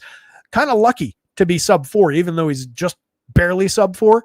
That should be 5+ given all this contact. He's been bad throughout the season. A couple bright spots, including a 7-inning start against the Cards on the 18th. 4 hitters, 6 strikeouts, no runs. 8 innings of 2-run ball against the Padres at San Diego, the start before that one on the 9th. Quality there, 4 strikeouts, no walks. Give up a homer, but only the 2 runs, 4 hits. This last time out against Detroit, 4 2/3, the bad version showed up. 3 home runs allowed, 3 strikeouts and no walks, 7 earned runs on 11 hits. Padres can absolutely do that to him. Low strikeout team, fairly medium walk. Team with at least lot of premium contact through the lineup. You can argue with what some of the output maybe looks like, some of the ISO numbers, but they make good contact. Could be a bad day for Brandon Pfaadt. I think you're at least very hesitant to go to that 66. 79 on FanDuel doesn't really appeal to me. I think we could draw Padres bats at that 4.77 implied total, though. 58.37 for Fernando Tatis against this pitcher. Monster upside, 12.53 in the home run model. You also get Manny a couple spots later at a 10+. Down lineup, you've got Ryan O'Hearn and Ramon Laureano, the imports from the Baltimore, from the East Coast. Very, very interesting bats at 42.35 on DraftKings, at 32.34 on the FanDuel slate. Jackson Merrill, Xander Bogaerts in between those 2 bats in the projected version of the lineup. Love the upside there. It's a deepened, interesting Padres lineup to throw at Pfaadt here. My hope would be maybe they are off the board a little bit more than they ought to be. Luis Arraez with his hit total, just a weird spot in the lineup at 48.29. They've even got more options that they could fill that spot with now, and they still haven't. They're still rolling him out there. He's up to 298, 333, 407. Just lost for power. 6 home runs, a 109 ISO. Not a power bat. Just to put the ball in play. Succeed via BABIP guy. 2.6% strikeout, 4.7% walk. All you get is contact out of him. Machado at 56.37 is a bargain. Jackson Merrill at 43.31, 8 home runs. Mediocre season out of him given expectations, but still a 110 WRC plus, a 364 xWOBA speaks to the quality of contact that he's made. Bogey's been interesting, 106 WRC plus, 16 stolen bases, a lot of on base. Quality season out of him, just a little bit lacking for power output, but really interesting player for a cheap price. O'Hearn, after coming over from Baltimore, really interesting. 279, 370, 455, 13 home runs, a 370 xWOB under the surface. Laureano's made tremendous contact all year. 16 home runs across 302 plate appearances with a 247 ISO. Got himself traded out of Baltimore. Cronenworth at 38.29, mix and match quality, always is. And then Elias Diaz is going to catch today. On the D-back side, obviously, your 2 stars up at the top of the lineup are always in play, but very high prices and, mix and match quality all the way through the rest of the lineup. 38.41 is a little bit less high priced but still very expensive on the FanDuel slate. 21 and 22 homers from those two guys. Nobody's arguing with the options against JP Sears. They look terrific. But then you run into, Geraldo Perdomo, who's been good this year. 11 home runs, 17 steals, a tremendous on base, but he's better as a table setter. Top of the lineup, he's a little bit less interesting unless he's in that leadoff role hitting ahead of the quality. If we get that version of the lineup, then fire away. That becomes more interesting. Oh, we actually have the lineup. And it's not that version. It's this version. I would have considered in this newly configured lineup, I think you really consider Perdomo leadoff. Keep Carroll 2. Dip Marte to 3. Not that, Marte is a tremendous on-base option himself and a great decision to have in your leadoff role. When you've got a guy that can replicate the on base, but doesn't give you the premium contact upside necessarily, I think putting him in opposite roles would be maybe more interesting. Either way, though, Perdomo remains the third or fourth most interesting bat in this lineup. Lourdes Gurriel at 41.29, probably the fifth most. 12 home runs, mediocre season out of him, just an 89 WRC plus, but a better hitter than that. Low strikeout, low walk, so you at least get some bat on ball upside. Tyler Locklear is the really interesting one. 2,422.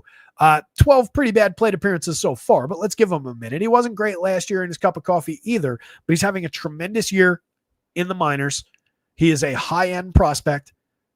Across 434 minor league plate appearances, all in AAA with Seattle this season, was slashing 316, 401, 542. Creating runs 36% better than average VWRC plus. Had a 225 ISO, 19 homers, 18 steals. There's so much upside there. He's 24. It's not like he's crazy aged up for AAA. He's kind of right on time. It's a very cheap price to throw at JP Sears from the right side. That is an interesting bat. 3,500 for James McCann. I'll throw into the fire too. 7.53 in the home run model. One of the better numbers from this team. 8.8% barrels, 47.1% hard hits. Does find plenty of success over time against left-handed pitching. Maybe slightly off the board, slightly under the radar. Take advantage. Blaze Alexander at 26-22 hasn't really come through over 70 plate appearances, but another player with some good minor league numbers, has barreled the ball effectively in limited batted ball events. For the cheap pricing at second base, not uninteresting. Alec Thomas is a mix and match quality outfielder, but not a bad one. And then Jorge Barosa at the bottom of the lineup. What did he do in the minors? Let's be fair.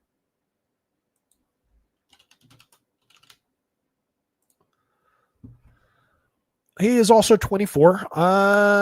300, 384, 436 slash line and a 100 league average WRC plus, 6 homers, 9 steals, and 408 plate appearances. I'd say he's just another outfielder type.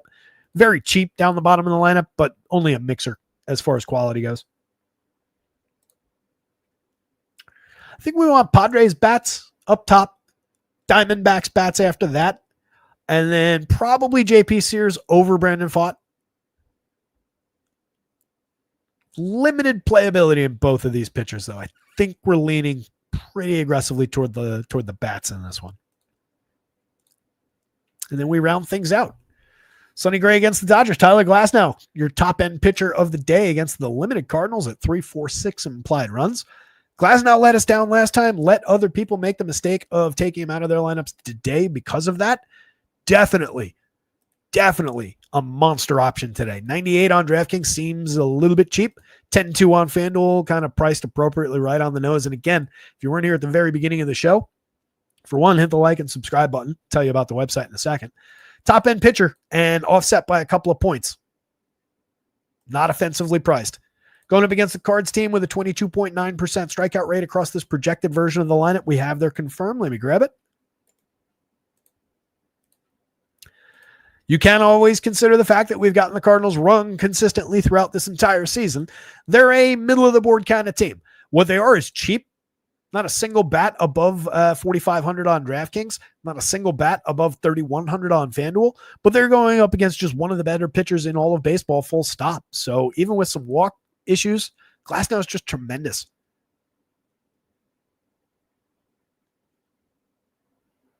Confirmed version of the lineup, 20.9% strikeout rate, bolstered a little bit by, not sure who was not in the lineup earlier, but you do have 21, 20, 24 right through there. And then that little pocket, that's a 25.2% strikeout rate across those 5 hitters. It's just the other 4 who are sub 20%, who effectively keep strikeout down. But there's a lane for Tyler Glasnow to find his strikeout stuff today. Nearly a 30% rate over the course of this season in 9 starts across just 40 innings. 32.2% strikeouts across 22 starts last season. 13.8% swinging the season before, 33.4 with a 16.4% swinging strike, just kind of rounding his way back into form. The issue with Tyler Glasnow is not quality, it's staying on the mound. 2 starts ago, went 7 against Minnesota, struck out 12. 1 run on a solo shot, 3 hits. Every now and then he'll give up some power. That's, you can see that a lot out of premium arms up top. But easily your top option of the day. For 93, for 86, Sonny Gray bounces off the Dodgers a little bit, but he's been mostly good throughout the season. It's just he's hit a little bit of a slide, and he's hit that in terms of depth and strikeout over the last 5 starts. He's got 3 5-inning starts in the last 5, and then a 3-inning start and a 3 1/3. He's given up a handful of earned runs in 2 of those games. The other ones have been of higher quality, but still not really standout DFS. A couple few earned runs, 5 strikeouts. So it's been more limiting. 4.38 ERA on the season, but you can see a spectacular 2.95 xFIP. This is the way you want those numbers, right? This is a terrific number as the more real number. So he's gotten a little bit unfortunate and just seen a little dip in quality in shorter outings to push that ERA up a little bit. You add an inning pitch to each of those that's clean, and you're talking about a much different ERA number. 26.4% Ks against 4% walks is tremendous. 12.1% swinging, a 30.8% CSW. Similar numbers to last year in terms of that. Has lost a little bit as far as strikeout, but still carrying through a very solid season in the overall. You're just really challenged by this Dodgers team, but they have been striking out more. You heard me in some of the game logs mention big strikeout games against the Dodgers in recent weeks. 23.4% for this projected version of the Dodgers lineup. That includes the 40% from Alex Freeland at the bottom. But if we do the fair sample and all these guys now at fair samples, the rest of that group is still at a 21.3 with some more gettable guys than that, bolstered by an 11.1. Let's say we left Mookie out of that. 22.8. On the right day, Sonny Gray goes 6, maybe 6 and change. They give him full bore here against the Dodgers, one of the leading teams. You give him the shot to pitch and finds his strikeout stuff for 7-8 strikeouts. That's definitely on the board. It's just a little bit more difficult to see against the more limited outings recently. That shortened stretch of quality came after the 9-inning complete game shutout one hitter with 11 strikeouts that he put up against Cleveland at the end of June. Gave up 4 earned runs over 6 1/3 the start after that, and then hit that limited stretch. So for an older guy, you do get a little bit worried about, just wear and tear. But if we're just hunting for a guy that I'm sure is going to be lower owned than he ought to be,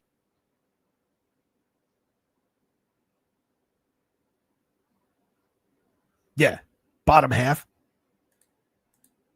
there's upside for sure. 93 isn't the most generous price in the world on DraftKings. 86 on FanDuel. That kind of works. Across 150 lineups, I would definitely have a little share of Sonny. Dodgers bats, obviously, very much in play against that, though. Starting on the other side, though, the Cards against an excellent Tyler Glasnow. You do get Brendan Donovan for 43, 3,000 across multiple positions on FanDuel. That's got appeal. 281, 353, 410. The best version of himself that he's ever been. Consistently hits the ball hard, puts it in play. Low strikeout, upper medium kind of a walk rate. A very interesting player, mostly a correlated scoring guy, 116 WRC plus on the year. Ivan Herrera now playing in the outfield at 4,400 on DraftKings. Monster premium contact numbers this season. Over 244 plate appearances have been excellent. 307, 387, 476. 146 WRC plus with 9 home runs. A 170 ISO is okay. The 9 homers in that sample of plate appearances is tremendous. The rest of the extra base hit output kind of comes and goes. 7.50 on the home run model adds outfield eligibility on FanDuel now as well. Alec Burleson at 41, 3,000. Solid season, one of the better bats on this team, but overall, kind of falls into the little bit better than just another outfielder. 284, 344, 61, 14 homers, a 124 WRC plus, excellent 355 xWOB under the surface, very good contact numbers, low strikeout, upper medium walk rate for him as well. Wilson Contreras putting good bat on ball throughout the season. 15 home runs is kind of limited as far as the output, of 189 ISO. He's been all right, but given the contact, you would expect more output. And he's more diminished at first base, as I've said throughout the year. 45 is a fair price, but also not a great one against Tyler Glasnow. Lars Nootbaar at 4,000 at 2,800, playable, 12 home runs in 392 plate appearances, a 152 ISO. Overall, kind of down season for him, but draws a lot of walks, 12+% walk rate each of the last 2 years, low strikeout at 21.7% this year, 19.5 over the last 2 seasons, and barrels the ball consistently, hits the ball very, very hard from the left side, 9.8% barrel and 52% hard hit. If we're fishing around for a cheapo home run from the Cards against an ace who does give up power from time to time, Lars Nootbaar is very much on the board for that. Mason Wynn, just another shortstop. Thomas Segisi, Pedro Paz, and Victor Scott down lineup, all mix and match pieces. Scott, probably your more interesting guy with 29 stolen bases, but just an 84 WRC plus. You can see where the quality goes. And then Shohei Ohtani is Shohei Ohtani, 67-47. You get him as a hitter. 38 home runs, 15 stolen bases, a 165 WRC plus. Just ridiculous. 46-34 for underwhelming Mookie Betts, 233, 305, 358 on the year. Just an 85 WRC plus. Where have you gone, Mookie? All of a sudden, the Red Sox are winning that trade. Not really. Freddie Freeman at 48-37, 12 home runs on the board. Monster season out of Freddie. 9.7% barrel, 47% hard hit. Has pushed a little bit of power lately. 180 ISO, 352 XWOBA, but he's just ridiculous. Take advantage of a discounted price, honestly. 48-37. Not that it's an easy matchup against Sonny Gray, but this is a little cheap for Freddie Freeman. This is not. This is, comparable to a 5,000 plus price. Will Smith, also less expensive than he ought to be, where you have to play the position. 4,700 is affordable. 34 on FanDuel. 14 home runs, 324, 422, 541 slash line, 200, 217 ISO, 169 WRC plus. Tremendous option. Max Muncy, if he's back in the lineup, did he come back over the weekend? Did I miss that?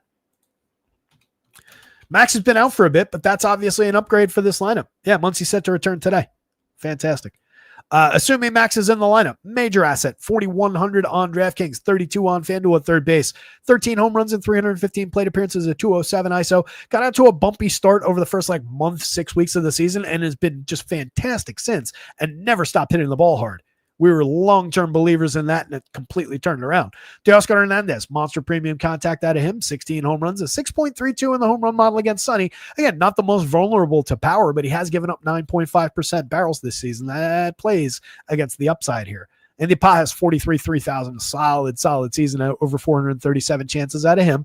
Has cooled somewhat as the year has gone on, but this is an excellent mid-board type outfielder, way more than just another guy. And then Alex Freeland remains cheap at 25-22, and you take advantage of that spot as well. We've talked about that kid since he got the call up. That is an interesting player for such a cheap price. No positional conflict anymore, nothing to worry about there. Love the option. Oh, well, no, you would have positional conflict with Max now. Excuse me. Back and forth situation there with him being so cheap. Glasnow?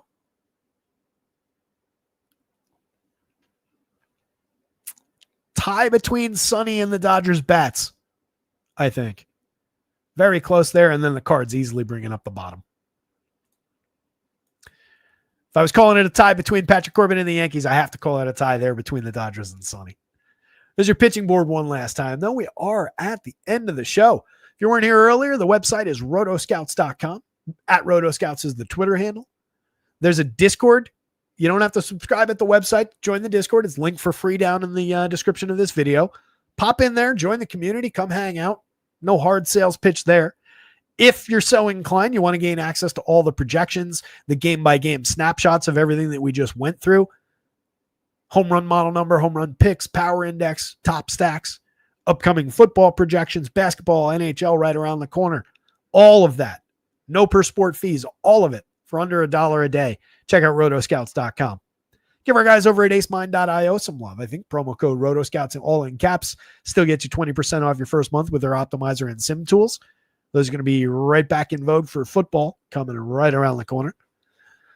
Top of your pitching board, Tyler Glasnow with a bullet. Love the option against the Cards. My hope is we get a couple points of ownership discount. It's not going to be light owned, but maybe a couple of points with other options and his disappointing performance last time. Tremendous upside. Max Fried, play against anybody. Love the upside at price on FanDuel. 10-2 on DraftKings. Not easy to reach, but well worth reaching. Yusei Kikuchi, total roller coaster. Way more affordable on DK. More appealing over there, even with some ownership. 7,900 kind of works. 9,000 on FanDuel. Tough spot.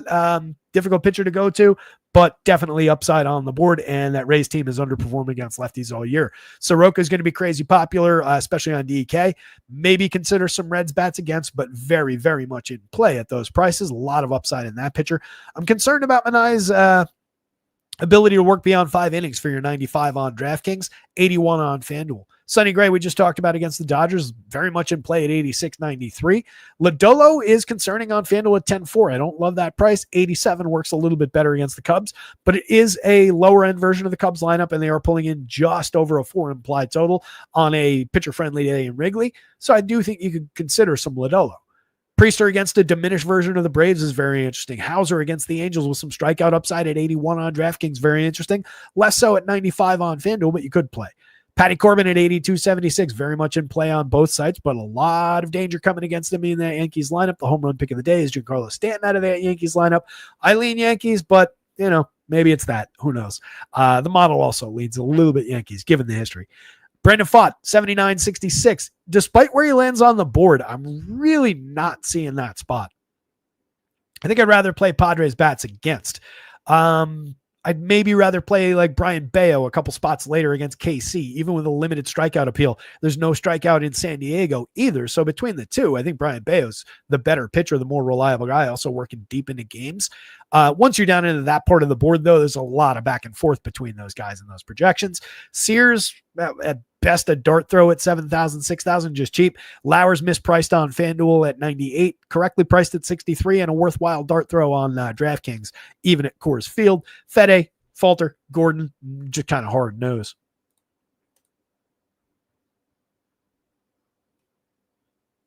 Oh, there you go, Monty. Monty points out a hell of a day for Julio on Sunday. 100th career home run. Only player in Major League history to go 20-20 in his first 4 full seasons. Somehow still seems under the radar. Totally agree. Underrated star. I think part of his challenge as far as being underrated is the slow starts. He's kind of just been, big time second half player. Not only a second half player, but needs to get that corrected and just give us the full, what is the, 40? What are we looking at? If you get a full year out of him. But that, you guys, let me punch out of here. 6:09 on the clock. Let me get the site updated. That'll just take a couple of minutes. A lot of the confirmed lineups were already on the site when we started. But let me say goodbye. Good luck out there tonight. Somebody go win something. Share those results when you do. At rotoscouts on Twitter or in the Discord. And we'll be back tomorrow for what looks like a pretty large slate. Later, gang.